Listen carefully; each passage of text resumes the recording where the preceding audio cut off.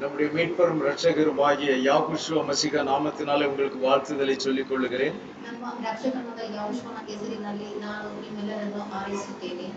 நாம் இந்த நாளிலே சுகத்தோடும் பலத்தோடும் இருப்பது அவருடைய சுத்த கிருபைதான். ನಾವು ಈ ದಿನಗಳಲ್ಲಿ ಸೌಖ್ಯದಿಂದ ಸುಖದಿಂದ ಇರುವುದು ಆತನ ಶುದ್ಧವಾದ ಕೃಪೆಯಿಂದಲೇ. அவர் ஒவ்வொரு நாளும் நம்மை அதிசயமாய் நடத்தி கொண்டு வருகிறார்.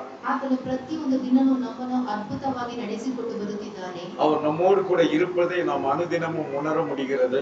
ಆತನು ನಮ್ಮೊಂದಿಗೆ ಇದ್ದಾನೆಂದು ನಾವು ಪ್ರತಿದಿನವೂ ನಾವು ಅದನ್ನು ಗ್ರಹಿಸಲು ಆಗುತ್ತದೆ. தன் வாக்குத்தத்தங்களில் உண்மையுள்ளவர் நம்முடைய தேவன். ತನ್ನ ಭಾಗದಲ್ಲಿ ಉತ್ತಮವುಳ್ಳವನಾಗಿದ್ದಾನೆ ನಮ್ಮ ದೇವರು. அவரை விசுவாசித்த பிள்ளைகளுக்கு அவர் உண்மையுள்ளவராய் இருக்கிறார். ಆತನು ನಂಬುವವರಿಗೆ ಆತನು ಸತ್ಯವುಳ್ಳ ದೇವರಾಗಿದ್ದಾನೆ. இந்த நாளிலும் நாம் தியானிக்கும்படியாக யோவான் எழுதின சுவிசேஷம் 10ஆம் அதிகாரம் 10ஆம் வசனத்தை வாசிக்கலாம். John the Gospel chapter 10 verse 10. ಯೋಹಾನನ ಪುಸ್ತಕ 10ನೇ ಅಧ್ಯಾಯ 10ನೇ ವಚನ.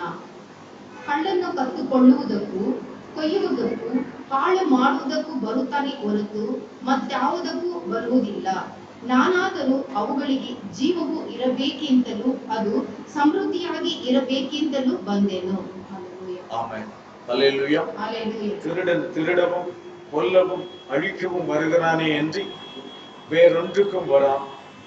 நானோ அவைகளுக்கு ஜீவன் உண்டாயிருக்கவும் அதை பரிபூரணப்படவும் வந்தேன். ஹல்லேலூயா. ஹல்லேலூயா. இங்கே நாம் திருடனை பற்றி பேச போவதில்லை. ನಾವು ಇಲ್ಲಿ ಕಳ್ಳನ ಬಗ್ಗೆ ಮಾತನಾಡಲು ಆಗುವುದಿಲ್ಲ. நாம் இங்கே யாகுஷுவாவை பற்றி நாம் பேச போகிறோம். ನಾವು ಯಾಗುಷುವನ ಬಗ್ಗೆ ಮಾತನಾಡಲು ಹೋಗುತ್ತೇವೆ. யாகுஷுவா இந்த உலகத்தில் வந்த நோக்கங்கள் அநேகமாய் இருக்கிறது. யாகுவா ಈ ಲೋಕಕ್ಕೆ ಬಂದ ಕಾರಣಗಳು ಅನೇಕ ಇವೆ. அதிலே முக்கியமான ஒரு நோக்கத்தை அவர் இங்கே வெளிப்படுத்துகிறார். ಆತನ ಮುಖ್ಯವಾದ ಕಾರಣವನ್ನು ಆತನ ಇಲ್ಲಿ ತೋರ್ಪಡಿಸುತ್ತಿದ್ದಾನೆ. அவர் சொல்லுகிறார், நான் அவைகளுக்கு ஜீவன் உண்டாயிருக்கவும் அது பரிபூரணப்படவும் வந்தேன் என்று சொல்லுகிறார். ನಾನಾದರೂ ಅವುಗಳಿಗೆ ಜೀವವು ಇರಬೇಕೆಂತಲೂ ಸಮೃದ್ಧಿಯಾಗಿ ಇರಬೇಕೆಂತಲೂ ಬಂದೆನು ಎಂದು ಹೇಳುತ್ತಿದ್ದಾನೆ. ஜீவன் உண்டாயிருக்க வேண்டும் என்றால் அதற்கு முன்பாக அவைகள் மரித்த நிலையிலே இருந்திருக்கிறது என்ற அர்த்தம். ಜೀವ ಉಂಟಾಗಬೇಕೆಂದರೆ ಅವು ಸತ್ತವರಾಗಿರಬೇಕು ಎಂಬುದು ಅರ್ಥ.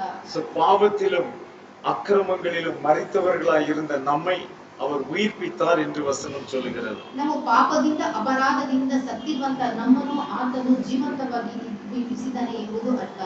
அப்படிப்பட்டதான ஒரு ஆடுகளை தேடி நம்முடைய இரட்சகராகிய யாகுஷுவ மசிகா வந்தார் என்று பார்க்கிறோம். ಅಂತ ಕುರಿಗಳನ್ನು ಹುಡುಕಿಕೊಂಡು ನಮ್ಮ ರಕ್ಷಕನಾದ ಯಾகுಷುವ ಮೆಸ್ಸನು ಬಂದಿದ್ದಾನೆ ಎಂದು ನೋಡಿದ್ದೇವೆ. அவர் வெறுமனே அவைகளுக்கு ஜீவன் உண்டாயிருக்க வேண்டும் என்பதற்காக மட்டும் வரவில்லை. ಆತನು ಬರೀ ಅವುಗಳಿಗೆ ಜೀವ ಉಂಟಾಗುವುದಕ್ಕೋಸ್ಕರ ಆತನು ಬರಲಿಲ್ಲ. அந்த ஜீவன் அவர்களுக்குள் பரிபூரணம் அடைய வேண்டும் என்பதற்காகவும் வந்தார். ಆ ಜೀವವು ಅವರೊಳಗೆ ಪರಿಪೂರ್ಣ ಹೊಂದಬೇಕು ಎಂಬುದಕ್ಕೋಸ್ಕರ ಆತನು ಬಂದನು. ஹல்லேலூயா. ஹல்லேலூயா. ஒரு ஜீவன் ஒரு ஆளிலே ஜீவன் இருப்பதற்கும் அது பரிபூரணப்படுவதற்கும் என்ன வித்தியாசம் இருக்கிறது என்று பார்ப்போமானால், ಒಂದು ಕುರಿಯಲ್ಲಿ ಜೀವ ಇರುವುದಕ್ಕೂ ಅದು ಪರಿಪೂರ್ಣದಲ್ಲಿ ಇರುವುದಕ್ಕೂ ವ್ಯತ್ಯಾಸವನ್ನು ನೋಡೋಣ.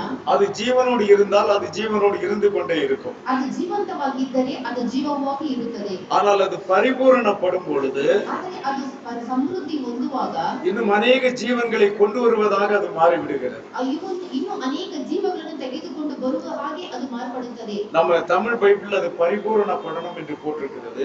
ನಮ್ಮ ತಮಿಳ್ ಬೈಬಲ್ ನಲ್ಲಿ ಅದು ಪರಿಪೂರ್ಣ ಎಂದು ಹಾಕಲ್ಪಟ್ಟಿದೆ. கன்னடத்துல சம்ரித்தி அப்படின்னு போட்டிருக்கிறது. ಕನ್ನಡದಲ್ಲಿ ಸಮೃದ್ಧಿ ಎಂಬುದಾಗಿ ಹಾಕಲ್ಪಟ್ಟಿದೆ. ஆனா இங்கிலீஷ்ல பாத்தீங்கன்னா abundantly அப்படின்னு இருக்குது.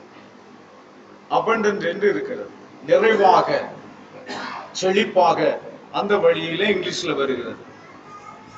அப்போ அவர் நமக்கு வெறுமனே ஜீவனை கொடுப்பதோடு மட்டுமல்ல, ಆತನು ಬರೀ ನಮಗೆ ಜೀವ ಕೊಡುವುದು ಮಾತ್ರವಲ್ಲ, அது நம்மிலே பெருகவும் அவர் சித்தமுள்ளவராய் இருக்கிறார். ಅದು ನಮ್ಮಲ್ಲಿ ಮಾಡುವುದಕ್ಕೋಸ್ಕರ ಆತನು ಚಿತ್ತವುಳ್ಳವನಾಗಿದ್ದಾನೆ. எந்த அளவுக்கு அது பெருகும் என்றால், ಎಷ್ಟರ ಮಟ್ಟಿಗೆ ಅದು ಹೆಚ್ಚಾಗುತ್ತದೆ ಎಂದರೆ, ஜீவனை பெற்றுக்கொண்ட நாமும் மற்றவர்களுக்கு ஜீவனை கொடுக்கத்தக்கதாகவும், ಜೀವವನ್ನು ಹೊಂದಿರುವಂತ ನಾವು ಬೇರೆಯವರಿಗೆ ಜೀವವನ್ನು ಕೊಡುವುದಕ್ಕೋಸ್ಕರವೂ, அப்படியே நாம் நித்திய ஜீவனை உடையவர்களாகவும் மாறுகிறோம். ಅದು ನಿತ್ಯ ಜೀವನ ಹೊಂದುವವರಾಗುವಂತೆ ನಾವು ಮಾರ್ಪಡುತ್ತೇವೆ. இப்படியாக நம்மை மாற்றும்படியாகத்தான் அவர் இந்த உலகத்தில் வந்தார். ಈ ರೀತಿಯಾಗಿ ನಮ್ಮನ್ನು ಮಾರ್ಪಡಿಸೋಸ್ಕರವೇ ಆತನು ಈ ಲೋಕಕ್ಕೆ ಬಂದನು. இந்த யோவான் 10ஆம் அதிகாரம் ஒரு விசேஷித்த அதிகாரம்.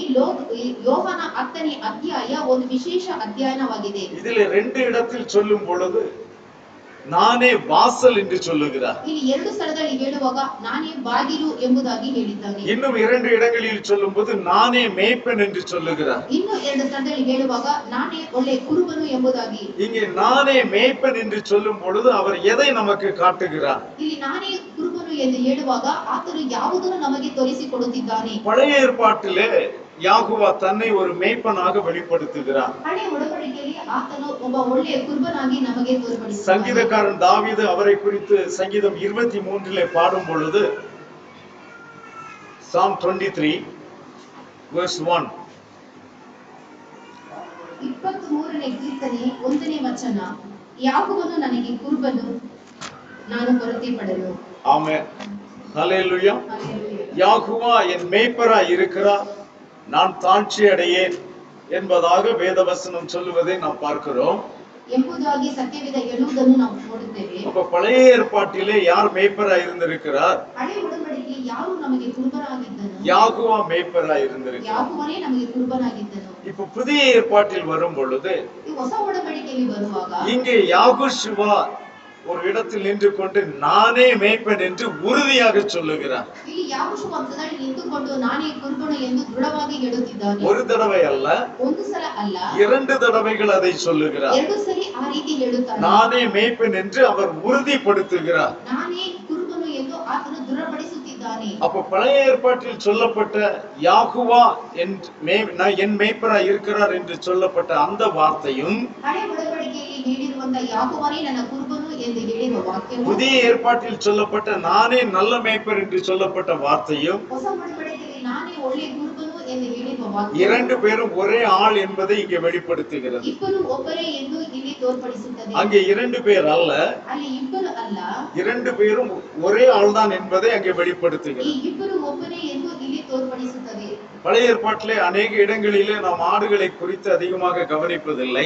ಹಳೆ ಒಡಂಬಡಿಕೆಯಲ್ಲಿ ಕುರಿಗಳ ಬಗ್ಗೆ ನಾವು ಹೆಚ್ಚಾಗಿ ಗಮನಿಸುವುದಿಲ್ಲ. புதிய ஏற்பாட்டிலே சில விஷயங்களை நாம் இங்கே கவனிக்கிறோம். ಹೊಸ ಒಡಂಬಡಿಕೆಯಲ್ಲಿ ಕೆಲವು ವಿಷಯಗಳನ್ನು ನಾವು ಗಮನಿಸುತ್ತೇವೆ. இங்கே ஆடுகள் என்பது யார் என்பதை யாகுவா பழைய ஏற்பாட்டிலே வெளிப்படுத்தினதை பார்க்கலாம். ಕುರಿಗಳು ಯಾರು ಎಂಬುದನ್ನು ಹಳೆ ಒಡಂಬಡಿಕೆಯಲ್ಲಿ ತೋರಿಸುವುದನ್ನು ನೋಡೋಣ. எரேமியா தீர்க்கதரிசியின் புஸ்தகம் 50ஆம் அதிகாரம் 6ஆம் வசனத்தை வாசியுங்கள்.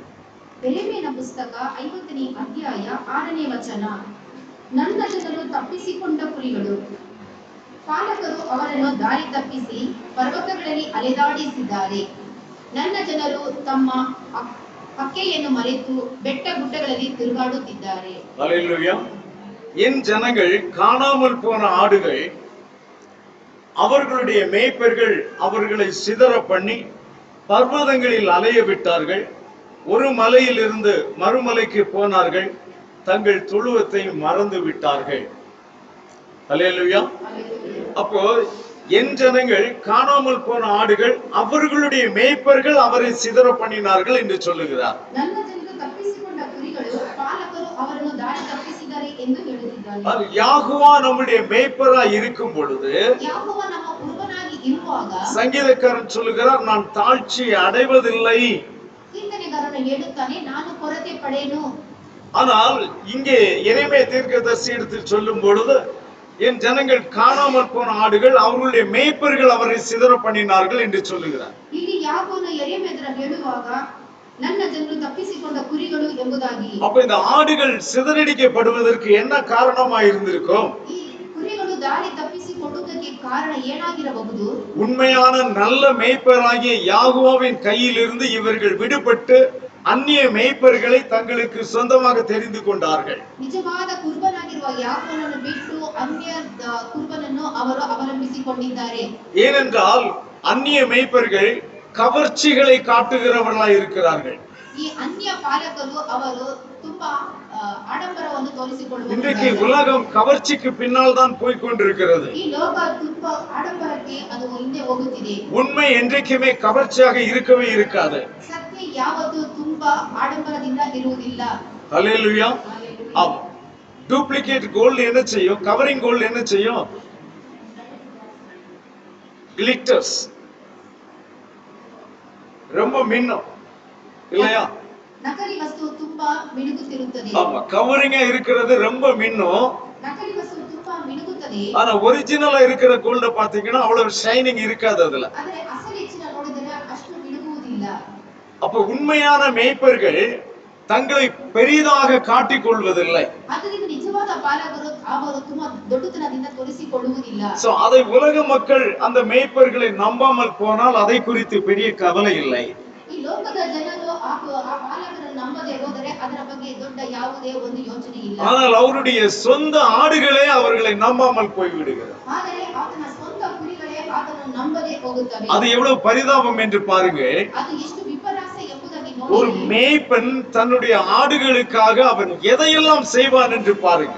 ಒಬ್ಬ ಪಾಲಕನು ತನ್ನ ಕುರಿಗಳಿಗೋಸ್ಕರ ಏನೆಲ್ಲ ಮಾಡುತ್ತಾನೆ ಎಂಬುದಾಗಿ ನೋಡಿರಿ. இங்கே தேவை மற்ற மேய்ப்பர்களுடைய மந்தைக்குள் போய் அந்த மேய்ப்பர்கள் அதை என்ன செய்து விட்டார்கள்? சிதற பண்ணி விட்டார்கள்.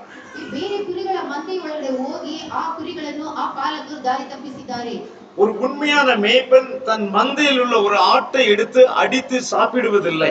ನಿಜವಾದ ಪಾಲಕನು ತನ್ನ ಕುರಿಗಳ ಮಂದೆಯಲ್ಲಿ ಒಂದು ಕುರಿನ ತೆಗೆದು ಒಡೆದು ಆತನು ತಿನ್ನುವುದಿಲ್ಲ. அதற்கு என்ன காரணம்? ಅದಕ್ಕೆ ಏನು ಕಾರಣ? அந்த எஜமானுக்கு அவன் கணக்கு கொடுக்க வேண்டும். ಏಕೆಂದರೆ ತನ್ನ ಯಜಮಾನನಿಗೆ ಅವನು ಲೆಕ್ಕ ಒಪ್ಪಿಸಬೇಕಾಗುತ್ತದೆ. சில சமயங்களிலே எஜமானனை ஏமாற்றி விடலாம். ಕೆಲವು ಸಮಯದಲ್ಲಿ ಯಜಮಾನನನ್ನು ಮೋಸ ಮಾಡಬಹುದು. ஒரு சிங்கம் வந்து ஆட்டை அடித்து கொண்டு போய்விட்டது, ಸಿಂಹ ಬಂದು ಒಂದು ಕುರಿಯನ್ನು ಒಡೆದು ಹೋಯಿತು, அல்லது ஒரு கரடி வந்து அடித்து கொண்டு போய்விட்டது, ಒಂದು ಕರಡಿ ಬಂದು ಅದನ್ನು ಕೊಂದು ಹಾಕಿತು, அல்லது ஓநாய் வந்து ஆட்டை இழுத்து கொண்டு போய்விட்டது என்று பொய் சொல்லலாம். ತೋಳಗಳು ಬಂದು ಎಳೆದುಕೊಂಡು ಹೋದವು ಎಂದು ಸುಳ್ಳು ಹೇಳಬಹುದು. அதற்கு தான் அந்த நாட்களிலே எஜமான்கள் ஒரு கண்டிஷன் வைத்திருந்தார்கள். ಆ ದಿನಗಳಲ್ಲಿ ಯಜಮಾನನು ಒಂದು ಕಟ್ಟಳೆಯನ್ನು ಇಟ್ಟಿದ್ದರು. அது என்னவென்று சொன்னால், அப்படி காணாமல் ஒரு ஆடு போய்விட்டதென்றால் ಆ ರೀತಿ ಮಂದೆಯಿಂದ ಒಂದು ಕುರಿ ಕಳೆದು ಹೋದರೆ அதனுடைய கால்களில் ஒன்றோ ಅವುಗಳ ಕಾಲಲ್ಲಿ ಒಂದಾದರೂ அல்லது அது காதுகளில் ஒன்றோ ಇಲ್ಲದಿದ್ದರೆ ಅವ ಕಿವಿಗಳಲ್ಲಿ ಒಂದಾದರೂ கொண்டு அந்த எஜமானனிடத்தில் கொடுக்க வேண்டும். ತೆಗೆದುಕೊಂಡು ಬಂದು ಆ ಯಜಮಾನ ಬಳಿಯಲ್ಲಿ ಅದನ್ನು ತೋರಿಸಬೇಕು. அவைகளை பார்க்கிற எஜமான் புரிந்து கொள்வான், இது மிருகம்தான் இதை அடித்து சாப்பிட்டிருக்கிறது என்று சொல்லி. ಅವುಗಳ ಗುರುತನ್ನು ಕಂಡಿಡಿದು ಯಜಮಾನ ತಿಳಿದುಕೊಳ್ತಾನೆ, ಇದು மிருகங்களை இவளನ್ನು ಕೊಂದಾಕಿದೆ ಎಂಬುದಾಗಿ. ஆக ஒரு உண்மையான மேய்ப்பன் தன்னுடைய எஜமானுக்கு அவன் கணக்கு கொடுக்க வேண்டியவனாய் இருக்கிறான். ಒಂದು ಒಳ್ಳೆಯ ಪಾಲಕನು ತನ್ನ ಯಜಮಾನನಿಗೆ ಲೆಕ್ಕ ಒಪ್ಪಿಸಬೇಕಾಗುತ್ತದೆ. உண்மையாகவே யாகுஷுவா கூட தன்னுடைய ஆடுகளை பற்றி தன்னுடைய எஜமானுக்கு அவர் நிச்சயமாக கணக்கு கொடுத்திருக்கிறார். ಯಾಕೋಬ ಕೂಡ ತನ್ನ ಕುರಿಗಳ ಬಗ್ಗೆ ತನ್ನ ಯಜಮಾನನಿಗೆ ಆತನು ಲೆಕ್ಕ ಒಪ್ಪಿಸಿಕೊಟ್ಟಿದ್ದಾನೆ. யோவான் 17ஆம் அதிகாரத்தை பாருங்கள். John the Gospel 17 verse 12. ಯೋಹಾನನ ಪುಸ್ತಕ 17ನೇ ಅಧ್ಯಾಯ 12ನೇ ವಚನ. ನಾನು ಇವರ ಸಂಗಡ ಇದ್ದಾಗ ನೀನು ನನಗೆ ಕೊಟ್ಟಿರುವ ನಿನ್ನ ಹೆಸರಿನಲ್ಲಿ ಇವರನ್ನು ಕಾಯುತ್ತಾ ಬಂದೇನು, ಇವರನ್ನು ಕಾಪಾಡಿದೆನು. ಶಾಸ್ತ್ರದ ಮಾತು ನೆರವೇರುವಂತೆ ನಾಶಕ್ಕೆ ಗುರಿಯಾದ ಆ ಮನುಷ್ಯನೇ ಹೊರತು ಇವರಲ್ಲಿ ಮತ್ತಾರು ನಾಶವಾಗಲಿಲ್ಲ. நான் அவர்களுடனே கூட உலகத்தில் இருக்கையில் அவர்களை உம்முடைய நாமத்தினாலே நான் காத்துக்கொண்டேன். நீர் எனக்கு தந்தவர்களை காத்து கொண்டு வந்தேன். வேதவாக்கியம் நிறைவேறத்தக்கதாக கேட்டின் மகன் கெட்டு போனானே அல்லாமல் அவர்களில் ஒருவரும் கெட்டு போகவில்லை. அல்லேலூயா. இங்கே யாகுஷுவா பிதாவுக்கு கணக்கை கொடுக்கிறார். ಇಲ್ಲಿ ಯಾಕೋಬ ತಂದೆಗೆ ಲೆಕ್ಕವನ್ನು ಒಪ್ಪಿಸುತ್ತಿದ್ದಾನೆ. சோ ஒரு உண்மையான மேய்ப்பன் என்ன செய்ய வேண்டும்? ಒಂದು ಒಳ್ಳೆಯ ಕುರುಬನು ಏನು ಮಾಡಬೇಕು? அவனிடத்தில் கொடுக்கப்பட்ட ஆடுகளை குறித்து அவன் கணக்கு கொடுக்க வேண்டும். ತನ್ನಲ್ಲಿಗೆ ಒಪ್ಪಿಸಿಕೊಟ್ಟಂತ ಕುರಿಗಳಿಗೆ ಆತನು ಲೆಕ್ಕ ಕೊಡಬೇಕಾಗುತ್ತದೆ. அவன்தான் உண்மையான மேய்ப்பன். ಆತನೇ ಒಳ್ಳೆಯ ಕುರುಬನು. தன் ஆடுகளை எப்பொழுதும் கவனித்துக் கொண்டே இருக்கிற மேய்ப்பன் தான் உண்மையான மேய்ப்பன். ತನ್ನ ಕುರಿಗಳನ್ನು ಯಾವಾಗಲೂ ಗಮನಿಸುತ್ತಿರುವ ಕುರುಬನೇ ಒಳ್ಳೆಯ ಕುರುಬನಾಗಿರುವನು. தன்னுடைய ஆடுகளுக்கு ஏற்ற வேளையிலே ஆகாரம் கொடுக்கிறவன் தான் உண்மையான மேய்ப்பன். ತನ್ನ ಕುರಿಗಳಿಗೆ ತಕ್ಕ ಸಮಯದಲ್ಲಿ ಆಹಾರ ಕೊಡುವವನೇ ಒಳ್ಳೆಯ ಕುರುಬನಾಗಿರುವನು. அதே போல ஒரு மேய்ப்பன் என்ன செய்வான் என்றால், தன் ஆடுகளால் நடக்க முடியவில்லை என்றால் அவைகளை தூக்கி சுமந்து கொண்டு போவான். ಅದೇ ರೀತಿ ತನ್ನ ಕುರಿಗಳಿಗೆ ನಡೆಯಲು ಆಗದಿದ್ದರೆ ಆ ಕುರುಬನು ತನ್ನ ಹೆಗಲ ಮೇಲೆ ಹೊತ್ತುಕೊಂಡು ಹೋಗುವನಾಗಿರುತ್ತಾನೆ. ನೀತಿವಂತನಾಗಿರುತ್ತಾನೆ. ஒருவேளை ஒரு ஆட்டை காணவில்லை என்றால், ಒಂದು ವೇಳೆ ಒಂದು ಕುರಿ ಮಂದೆಯಿಂದ ಕಳೆದು ಹೋಗಿದ್ದರೆ அந்த ஆட்டை கண்டுபிடிக்கும் வரைக்கும் அவன் தேடிக்கொண்டே இருப்பான். ಆ ಕುರಿಯನ್ನು ಕಂಡು ಹಿಡಿಯುವ ತನಕ ಆತನು ಹುಡುಕುತ್ತಲೇ ಇರುತ್ತಾನೆ. அந்த ஆட்டுக்கு ஒரு வியாதி வந்தால், ಆ ಕುರಿಗೆ ಒಂದು ರೋಗ ಬಂದರೆ அதற்கான மருந்தை அவன் கையில் கொண்டு போவான். ಅದಕ್ಕೋಸ್ಕರ ಔಷಧಿಯನ್ನು ಅವನ ಕೈಗಳಲ್ಲಿ ತೆಗೆದುಕೊಂಡು ಹೋಗುವನು. ஹல்லேலூயா. ஹல்லேலூயா. கன்மலை தேன் என்று நாம் வேதத்தில் வாசிக்கிறோம். ಬಂಡೆಯ ಜೇನು ಎಂದು ನಾವು ಓದುತ್ತೇವೆ. அந்த கன்மலை தேன் என்றால் என்ன? ಆ ಬಂಡೆಯ ಜೇನು ಎಂದರೆ சிலர் சொல்லுவாங்க கன்மலையில், அதாவது பாறைகளில தேன் கூடு இருக்கும், அந்த தேனை பற்றி தான் அவர் சொல்லுகிறார் என்று நினைப்பார்கள். ಕೆಲವರು ಎಣಿಸಿಕೊಳ್ಳುತ್ತಾರೆ, ಬಂಡೆಯಿಂದ ಜೇನು ಗೂಡು ಕಟ್ಟುತ್ತಲ್ಲ ಆ ಜೇನು ಎಂದು ತಿಳಿದುಕೊಳ್ಳುತ್ತಾರೆ. உண்மையாக பாறையிலெல்லாம் அப்படி தேன் வடியாது. ನಿಜವಾಗಲೂ ಬಂಡೆಯಲ್ಲಿ ಆ ರೀತಿ ಜೇನು ಹರಿಯುವುದಿಲ್ಲ. இந்த மேய்ப்பன் என்ன செய்வான்? ಈ ಕುರುಬನು ಏನು ಮಾಡುತ್ತಾನೆ? தன்னுடைய பையில கொஞ்சம் தேனை கொண்டு போவான். ತನ್ನ ಚೀಲದಲ್ಲಿ ಸ್ವಲ್ಪ ಜೇನನ್ನು ತೆಗೆದುಕೊಂಡು ಹೋಗುವನು. அதே போல கொஞ்சம் சுண்ணாம்பு கொண்டு போவான். ಅದೇ ರೀತಿ ಸ್ವಲ್ಪ ಸುಣ್ಣವನ್ನು ತೆಗೆದುಕೊಂಡು ಹೋಗುತ್ತಾನೆ. அந்த ஆடுகளில் ஏதாயிலும் ஒன்று நோய்வாய்ப்பட்டு போனால், ಆ ಕುರಿಗಳಲ್ಲಿ ಯಾವುದಾದರೂ ಒಂದು ರೋಗ ಬಂದರೆ அந்த கண்மலையா இருக்கிற இடத்திலே, பாறையில ಆ ಬಂಡೆಯ ಮೇಲೆ அந்த சுண்ணாம்பை தடவி அதன் மேல் கொஞ்சம் தேனையும் வைப்பான். ಅದರ ಮೇಲೆ ಸುಣ್ಣವನ್ನು ಬಳೆದು ಅದರ ಮೇಲೆ ಜೇನನ್ನು ಹಾಕುವನು. நேரடியாக சுண்ணாம்பை சாப்பிடு என்று சொன்னால் ஆடு சாப்பிடாது. ಆತನು ನೇರವಾಗಿ ಸುಣ್ಣವನ್ನು ತಿನ್ನು ಎಂದರೆ ಅದು ಸುಣ್ಣವನ್ನು ತಿನ್ನುವುದಿಲ್ಲ. ஆனால் அந்த கண்மலையின் அந்த சுண்ணாம்பின் மேல் கொஞ்சம் தேனை தடவும் பொழுது, ಆದರೆ ಆ ಸುಣ್ಣದ ಮೇಲೆ ಸ್ವಲ್ಪ ಜೇನನ್ನು ಸವರುವಾಗ அந்த தேனை சாப்பிடுகிற ஆர்வத்திலே அந்த சுண்ணாம்பும் சேர்ந்து அதனுடைய வயிற்றுக்குள் போய்விடும். ಆ ಜೇನನ್ನು ತಿನ್ನುವ ಅವಸರದಲ್ಲಿ ಅದು ಆ ಸುಣ್ಣವನ್ನು ಸೇರಿಸಿ ತಿನ್ನುತ್ತದೆ. அப்பொழுது அதாவது விஷத்தை சாப்பிட்டு இருக்குமானால் அந்த வியாதி அதற்கு குணமாகிவிடும். ಅದು ಯಾವುದಾದರೂ ವಿಷವನ್ನು ತಿಂದಿದ್ದರೆ ತಕ್ಷಣ ಆ ರೋಗ ವಾಸಿಯಾಗುತ್ತದೆ. அப்படிப்பட்ட ஒரு கண்மலை தேனாய் நம்முடைய தேவனாகிய யாகோவா நமக்கு இருக்கிறார். ಆ ರೀತಿ ಬಂಡೆಯ ಜೇನಾಗಿರುವವರೇ ನಮ್ಮ ದೇವರಾದ ಯಾಕೋಬನು. ஆகையினால தான் அவர் கண்மலை தேன் என்று அழைக்கப்படுகிறார். ಬಂಡೆಯ ಜೇನು ಎಂದು ಕರೆಯಲ್ಪಡುತ್ತದೆ. சோ ஒரு மேய்ப்பன் இவைகளை எல்லாம் செய்ய வேண்டும். ಒಬ್ಬ ಕುರುಬನು ಈ ರೀತಿ ಮಾಡಬೇಕು. காணாமல் போன ஆடுகள் உண்டென்றால் அதை தேடி கண்டுபிடிக்க வேண்டும். ಕಳೆದು ಹೋದ ಕುರಿಗಳು ಇದ್ದರೆ ಅದನ್ನು ಆತನು ಕಂಡು ಹಿಡಿಯಲೇಬೇಕು. ஒரு ஆடு வழி தப்பி போய்விட்டால், ಒಂದು ಕುರಿ ದಾರಿ ತಪ್ಪಿ ಹೋದರೆ அது தானாகவே மீண்டும் தொழுவத்திற்கு வந்து சேரவே சேராது. ಅದು ತನ್ನಷ್ಟಕ್ಕೆ ತಾನು ಮಂದೆಗೆ ಬಂದು ಸೇರುವುದೇ ಇಲ್ಲ. அப்போ ஒரு ஆடு காணாமல் போனால் கண்டிப்பாக அதை தேடி மேய்ப்பன் போய் அதை கூட்டிக் கொண்டு வர வேண்டும். ಖಂಡಿತವಾಗಲೂ ಆ ಕುರುಬನು ಆ ಕುರಿಯನ್ನು ಕಂಡು ಹಿಡಿದು ಅದನ್ನು ಮತ್ತೆ ಅದನ್ನು ಮಂದೆಗೆ ಕರೆದುಕೊಂಡು ಬರಬೇಕು. அந்த ஆடுகள் மேய்ப்பனுடைய சத்தத்தை அறிந்திருக்கும். ಆ ಕುರಿಗಳು ಕುರುಬನ ಸ್ವರವನ್ನು ಕೇಳಿಸಿಕೊಂಡಿರುತ್ತವೆ. அப்பொழுது அந்த மேய்ப்பன் அந்த ஆட்டை அவன் கதறி, அதாவது கூவிக்கொண்டே போய் கொண்டிருப்பான். ಆ ಕುರುಬನು ತನ್ನ ಸ್ವರವನ್ನು ಎತ್ತುತ್ತಲೇ ಹೋಗುತ್ತಿರುತ್ತಾನೆ. எப்பொழுது அந்த ஆட்டுக்கு அந்த மேய்ப்பனுடைய குரல் கேட்கிறதோ, ಯಾವಾಗ ಆ ಕುರಿಗೆ ತನ್ನ ಕುರುಬನ ಸ್ವರವು ಕೇಳಿಸುತ್ತದೋ அப்பொழுது அந்த ஆடு திரும்ப கத்த ஆரம்பிக்கும். ಆಗ ಆ ಕುರಿ ಆ ಸ್ವರಕ್ಕೆ ಧ್ವನಿ ಕೊಡುತ್ತದೆ. அப்பொழுது அந்த மேய்ப்பன் போய் அந்த ஆட்டை பிடித்துக் கொள்ளுவான். ಆಗ ಆ ಕುರುಬನು ಹೋಗಿ ಆ ಕುರಿಯನ್ನು ಹಿಡಿದುಕೊಳ್ಳುವನು. ஒருவேளை அது காயப்பட்டிருக்கலாம், ಒಂದು ವೇಳೆ ಅದು ಗಾಯ ಆಗಿರಬಹುದು. ஒருவேளை பசியாக எத்தனை நாள் காணாமல் போனதோ பசியோடு இருக்கலாம். ಅದು ಕಳೆದು ಹೋಗಿ ಎಷ್ಟು ದಿನವಾಗಿದ್ದರೋ ಗೊತ್ತಿಲ್ಲ, ಅದು ಹಸಿವಿನಿಂದ ಇರಬಹುದು. அது எந்த நிலையில் இருந்தாலும் அதற்கு தகுந்த ஒரு ட்ரீட்மெண்டை அதற்கு கொடுத்து அந்த ஆட்டை அவன் கொண்டு வருவான். ಅದು ಯಾವ ಪರಿಸ್ಥಿತಿ ಇದ್ದರೂ ಅದು ತಕ್ಕ ಹಾಗೆ ಅದಕ್ಕೆ ಸೌಕರ್ಯ ಮಾಡಿ ಅದನ್ನು ತೆಗೆದುಕೊಂಡು ಬರುತ್ತಾನೆ. சங்கீதக்காரன் இதை பற்றி பேசுகிறார். ಕೀರ್ತನೆಗಾರನು ಇದರ ಬಗ್ಗೆ ಮಾತನಾಡುತ್ತಾನೆ. சங்கீதம் 119 கடைசி வசனத்தை வாசிக்கலாம். Psalm 119 verse 176. 119ನೇ ಕೀರ್ತನೆ 176ನೇ ವಚನ. ನಾನು ತಪ್ಪಿ ಹೋದ ಕುರಿಯಂತೆ ಅಲೆಯುತ್ತಿದ್ದೇನೆ, ನಿನ್ನ ಸೇವಕರನ್ನು ಪರಾಮರಿಸು, ನಾನು ನಿನ್ನ ಆಜ್ಞೆಗಳನ್ನು ಮರೆಯುವುದಿಲ್ಲ. காணாமல் போன ஆட்டை போல நான் வழி தப்பி போனேன், நீர் என்னை தேடுவீராக, உம்முடைய கற்பனைகளை நான் மறவேன். அல்லேலூயா. இப்ப இந்த ஆடு அங்கிருந்து கத்தி கொண்டிருக்கிறது, நான் காணாமல் போன ஆட்டை போல நான் வழி தப்பி போய்விட்டேன். ಆ ಕುರಿ ಅಲ್ಲಿ ಕಿರುಚುತ್ತಿದೆ, ನಾನು ದಾರಿ ತಪ್ಪಿ ಹೋದ ಕುರಿಯಂತ ಆಗಿದ್ದೇನೆ. என்னால திரும்ப அந்த இடத்துக்கு வருவதற்கு எனக்கு பலன் இல்லை. ನಾನು ತಿರುಗಿ ಆ ಸ್ಥಳಕ್ಕೆ ಬರುವುದಕ್ಕೆ ನನಗೆ ಬಲವಿಲ್ಲ. வருவதற்கு எனக்கு ஞானம் இல்லை. ನಾನು ಅಲ್ಲಿಗೆ ಬರುವುದಕ್ಕೆ ನನಗೆ ಜ್ಞಾನವೂ ಇಲ್ಲ. எனக்கு வழியும் தெரியவில்லை. ನನಗೆ ಮಾರ್ಗವೂ ಗೊತ್ತಿಲ್ಲ. என்ன செய்ய வேண்டும் என்று எனக்கு தெரியவில்லை. ಏನು ಮಾಡಬೇಕು ನನಗೆ ಗೊತ್ತಾಗಲಿಲ್ಲ. நீர் என்னை தேடுவீராக ನೀನು ನನ್ನನ್ನು ಹುಡುಕುವುದಾದರೆ என்று சொல்லி அந்த ஆடு அங்கே கதறி கொண்டிருக்கிறது.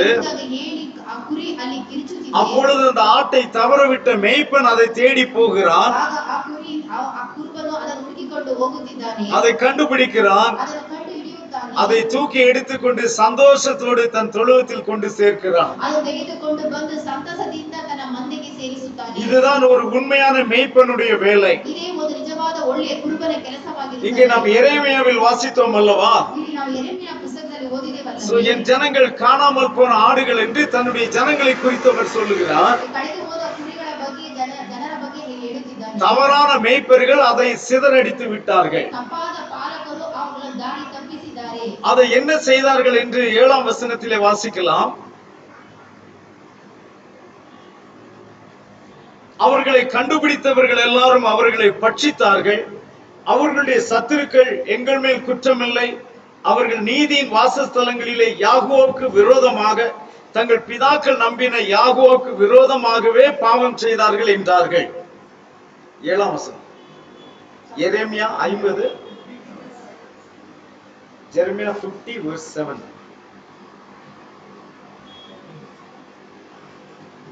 ಕಂಡವರೆಲ್ಲರೂ ಅವರನ್ನು ನುಂಗಿ ಬಿಡುತ್ತಿದ್ದಾರೆ. ಅವರ ವಿರೋಧಿಗಳು ನಾವು ಅವರನ್ನು ನುಂಗಿದ್ದು ದೋಷವಲ್ಲ, ಅವರು ನ್ಯಾಯ ನಿವಾಸವೆನಿಸಿಕೊಂಡ ಯಾಹುವನಿಗೆ, ಹೌದು ತಮ್ಮ ಪಿತೃಗಳ ನಿರೀಕ್ಷೆಯಾದ ಯಾಹುವನಿಗೆ ಪಾಪ ಮಾಡಿದ್ದಾರಲ್ಲ ಅಂದುಕೊಂಡರು. அல்லேலூயா. ಹಲ್ಲೆಲೂಯಾ. இங்கே இந்த ஆடுகளை கண்டுபிடிக்கிறவர்கள் என்ன செய்கிறார்கள்? ಈ ಕುರಿಗಳನ್ನು ಕಂಡು ಹಿಡಿಯುವವರು ಏನು ಮಾಡುತ್ತಾರೆ? அவைகளை அடித்து புசித்து விடுகிறார்கள். ಅವುಗಳನ್ನು ಕೊಂದು ಅವರು ತಿನ್ನುತ್ತಾರೆ. ஆனால் மேய்ப்பன் என்ன செய்கிறார்? ಆದರೆ ಕುರುಬನು ಏನು ಮಾಡುತ್ತಾನೆ? உண்மையான மேய்ப்பன் அவைகளை தேடிக்கொண்டிருக்கிறார். ಒಳ್ಳೆಯ ಕುರುಬನು ಅವುಗಳನ್ನು ಹುಡುಕುತ್ತಿದ್ದಾನೆ. எசேக்கியேல் தீர்க்கதரிசியின் புஸ்தகம் 34ஆம் அதிகாரம் 6ஆம் வசனம். எசேக்கியேல் 34 verse 6. ಎಸೇಕಿಯೇಲನ ಪ್ರವಾದಿಯ ಪುಸ್ತಕ 6ನೇ ಅಧ್ಯಾಯ 34ನೇ ವಚನ. 34 அதிகாரம் 6ஆம் வசனம். 34ನೇ ಅಧ್ಯಾಯ 6ನೇ ವಚನ. ನನ್ನ ಕುರಿಗಳು ಮಲೆನಾಡಿನೆಲ್ಲ ಎತ್ತರವಾದ ಪ್ರತಿಯೊಂದು ಬೆಟ್ಟದ ಮೇಲೆ ಅಲೆದಾಡಿದವು, ಹೌದು ನನ್ನ ಕುರಿಗಳು ಭೂಮಂಡಲದೆಲ್ಲ ಚದರಿ ಹೋದವು, ಯಾರು ಅವುಗಳ ಹಿಂದೆ ಹೋಗಿ ಹುಡುಕಲಿಲ್ಲ. அல்லேலூயா. ಹಲ್ಲೆಲೂಯಾ. என் ஆடுகள் சகல மலைகளிலும் உயரமான சகல மேடுகளிலும் அலைப்புண்டு பூமியின் மீதெங்கும் என் ஆடுகள் சிதறி திரிகிறது, விசாரிக்கிறவனும் இல்லை, தேடுகிறவனும் இல்லை. அல்லேலூயா. ಹಲ್ಲೆಲೂಯಾ. 12ஆம் வசனம். அதிலே ಮಂದೆಯ ಕುರುಬನು ಸುತ್ತಮುತ್ತಲು ಚದರಿ ಹೋದ ತನ್ನ ಕುರಿಗಳನ್ನು ಹುಡುಕುವ ಹಾಗೆ ನಾನು ನನ್ನ ಕುರಿಗಳನ್ನು ಹುಡುಕುವೆನು. ಕಾರ್ಮುಗಿಲಿನ ದುರ್ದಿನದಲ್ಲಿ ಚೆಲ್ಲಿಪಿಲ್ಲಿಯಾದ ಎಲ್ಲಾ ಸ್ಥಳಗಳಿಂದ ಅವುಗಳನ್ನು ಬಿಡಿಸಿ ಜನಾಂಗಗಳ ವಶದಿಂದ ತಪ್ಪಿಸಿ. எப்படியாக அந்த மேய்ப்பன் தன்னுடைய ஆடுகளை தேடுகிறார் என்று இங்கே பாருங்கள். ಯಾವ ರೀತಿ ತನ್ನ ಕುರಿಗಳನ್ನು ಆ ಕುರುಬನು ಹುಡುಕುತ್ತಾನೆ ಎಂಬುದಾಗಿ ನೋಡಿರಿ. ஒரு மேய்ப்பன் சிதறண்ட தன் ஆடுகளின் நடுவே இருக்கிற நாளில் தன் மந்தையை தேடிக்கொண்டிருக்கிறது போல நான் என் ஆடுகளை தேடி மப்பும் மந்தாரமான நாளிலே அவைகள் சிதறண்டு போன எல்லா இடங்களிலும் இருந்து அவைகளை தப்பி வர பண்ணி தொடர்ந்து 15ஆம் வசனத்தில் சொல்லுகிறார், என் ஆடுகளை நான் மேய்த்து அவைகளை நான் மடக்குவேன் என்று யாகுவாகிய ஆண்டவர் சொல்லுகிறார். ನಾನೇ ನನ್ನ ಕುರಿಗಳನ್ನು ಮೇಯಿಸಿ ಆಯಾಗಿ ಮಲಗುವಂತೆ ಮಾಡುವೆನು, ಇದು ಕರ್ತನಾದ ಯಾಕೋಬನ ನುಡಿ. ஆமென். ஹல்லேலூயா. சோ ஒரு நல்ல மேய்ப்பன் தன் ஆடுகளை குறித்து இவ்வளவு கவனம் உள்ளவராக இருக்கிறார். ಒಬ್ಬ ಒಳ್ಳೆಯ ಕುರುಬನು ತನ್ನ ಕುರಿಗಳ ಬಗ್ಗೆ ಇಷ್ಟು ಗಮನ ಉಳ್ಳವನಾಗಿದ್ದಾನೆ. தப்பி போன ஆடுகளை கண்டுபிடிக்கிறவர்கள் அவைகளை பட்சித்து போடுவார்கள்.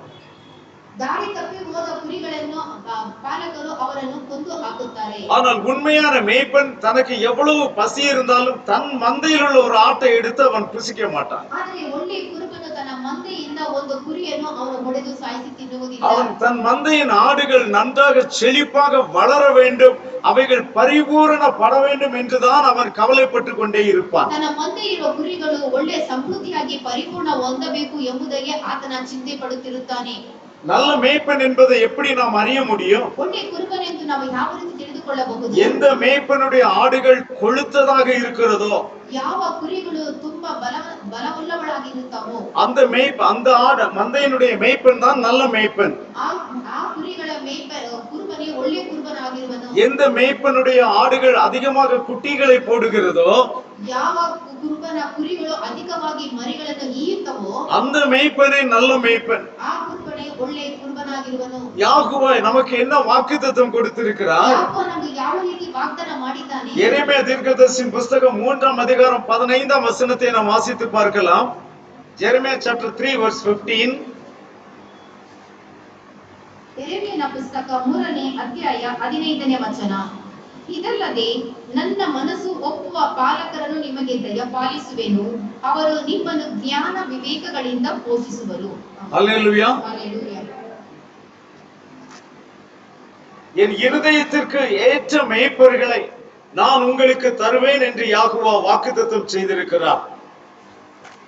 ஹல்லேலூயா. ஹல்லேலூயா. ஆமா, யாகுவா அப்படிப்பட்ட மேய்ப்பர்களை தேடி எடுத்து அவர் நமக்கு மேய்ப்பராக தருகிறார். ಯಾಕೋ ಆ ರೀತಿ ಕುರುಬರನ್ನು ಹುಡುಕಿ ನಮಗೆ ಆ ಒಳ್ಳೆಯ ಕುರುಬರನ್ನು ಕೊಡುತ್ತಾನೆ. சோ அவர்கள் அறிவோடும் புத்தியோடும் அவர்களை மேய்ப்பார்கள். ಅವರು ಜ್ಞಾನ ವಿವೇಕಗಳಿಂದ ಅವರನ್ನು ಮೇಯಿಸುವರು. சோ அந்த அறிவோடும் புத்தியோடும் மேய்ப்பதனால அந்த ஆடுகள் எப்படிப்பட்டவைகளா இருக்கும்? ಜ್ಞಾನ ವಿವೇಕಗಳಿಂದ ಆ ಕುರಿಗಳನ್ನು ಮೇಯಿಸುವಾಗ ಅವು ಯಾವ ರೀತಿ ಇರುತ್ತವೆ? அவைகள் கொழுத்தவைகளாய் மாறிவிடும். ಅವು ತುಂಬಾ ಬಲವುಳ್ಳದಿಂದ ಆರೋಗ್ಯದಿಂದ ಇರುವಂತಾಗಿ ಮಾರ್ಪಡುತ್ತವೆ. இதை குறித்து சாலமோன் கூட எழுதுகிறார். ಇದರ ಬಗ್ಗೆ ಸಾಲಮೋನನು ಬರೆಯುತ್ತಾನೆ. சூலமித்தியாள் நேசரை பார்த்து கேட்கிறாள், நீர் உம்முடைய ஆடுகளை எப்படி மேய்க்கிறீர், எங்கே மடக்குகிறீர் என்று. உன்னத பாட்டு 1ஆம் அதிகாரம், சாங் ஆஃப் சாலமன்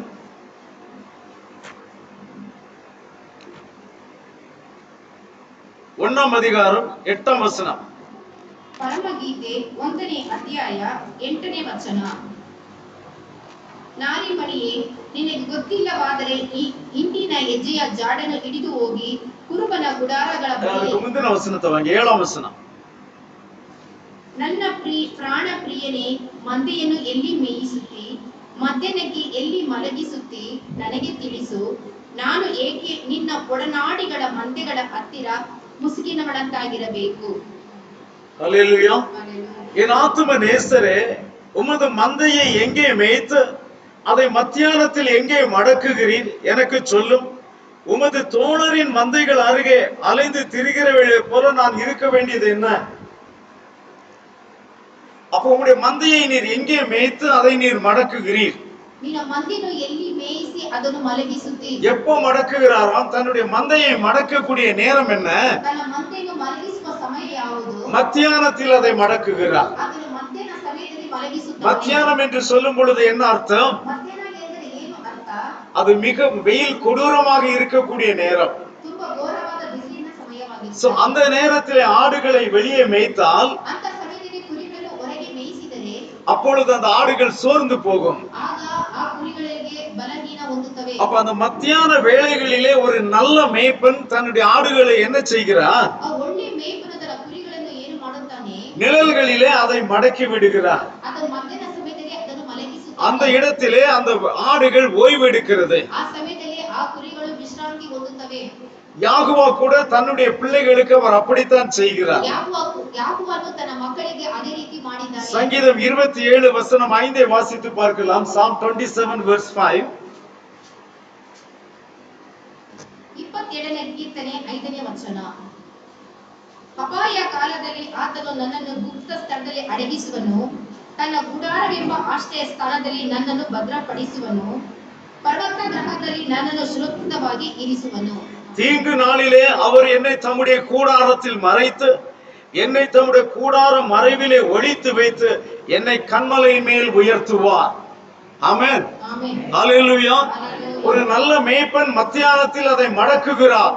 ಒಂದು ಒಳ್ಳೆಯ ಕುರುಬನು ಆ ಕುರಿಗಳನ್ನು ಮಧ್ಯದಲ್ಲಿ ಮಲಗಿಸುತ್ತಾನೆ. இப்போ இங்க யாகுவா என்ன சொல்லுகிறார்? சங்கீதக்காரன் இங்க என்ன சொல்லுகிறார்? ಕೀರ್ತನೆಗಾರನು ಏನೇನು ಹೇಳುತ್ತಾನೆ? இந்த உலகத்திலே தீங்கு நாட்கள் வரும் பொழுது, ಈ ಲೋಕದಲ್ಲಿ ಕಷ್ಟಕಾಲ ಬರುವಾಗ, நம்முடைய வாழ்க்கையிலே கஷ்ட காலங்கள் வரும் பொழுது, ನಮ್ಮ ಜೀವನದಲ್ಲಿ ಕಷ್ಟಗಳು ಬರುವಾಗ, இந்த உலகத்திலே தேவனுடைய சினம் கடந்து போகும் பொழுது, கோபம், ಈ ಲೋಕದಲ್ಲಿ ದೇವರ ಕೋಪ ಬರುವಾಗ, அந்த நேரத்திலே யாகுவா என்ன செய்கிறார்? ಅಂತ ಸಮಯದಲ್ಲಿ ಯಾಕೋಬನು ಏನನ್ನು ಮಾಡುತ್ತಾನೆ? தம்முடைய ஆடுகளை, ತನ್ನ ಕುರಿಗಳನ್ನು, தம்முடைய பிள்ளைகளை ತನ್ನ ಮಕ್ಕಳನ್ನು தன் கரத்தினாலே மூடி மறைத்துக் கொள்ளுகிறார். ತನ್ನ ಹಸ್ತದಿಂದ ಆತನು ಮರೆಮಾಚಿಕೊಳ್ಳುತ್ತಾನೆ. ஹல்லேலூயா.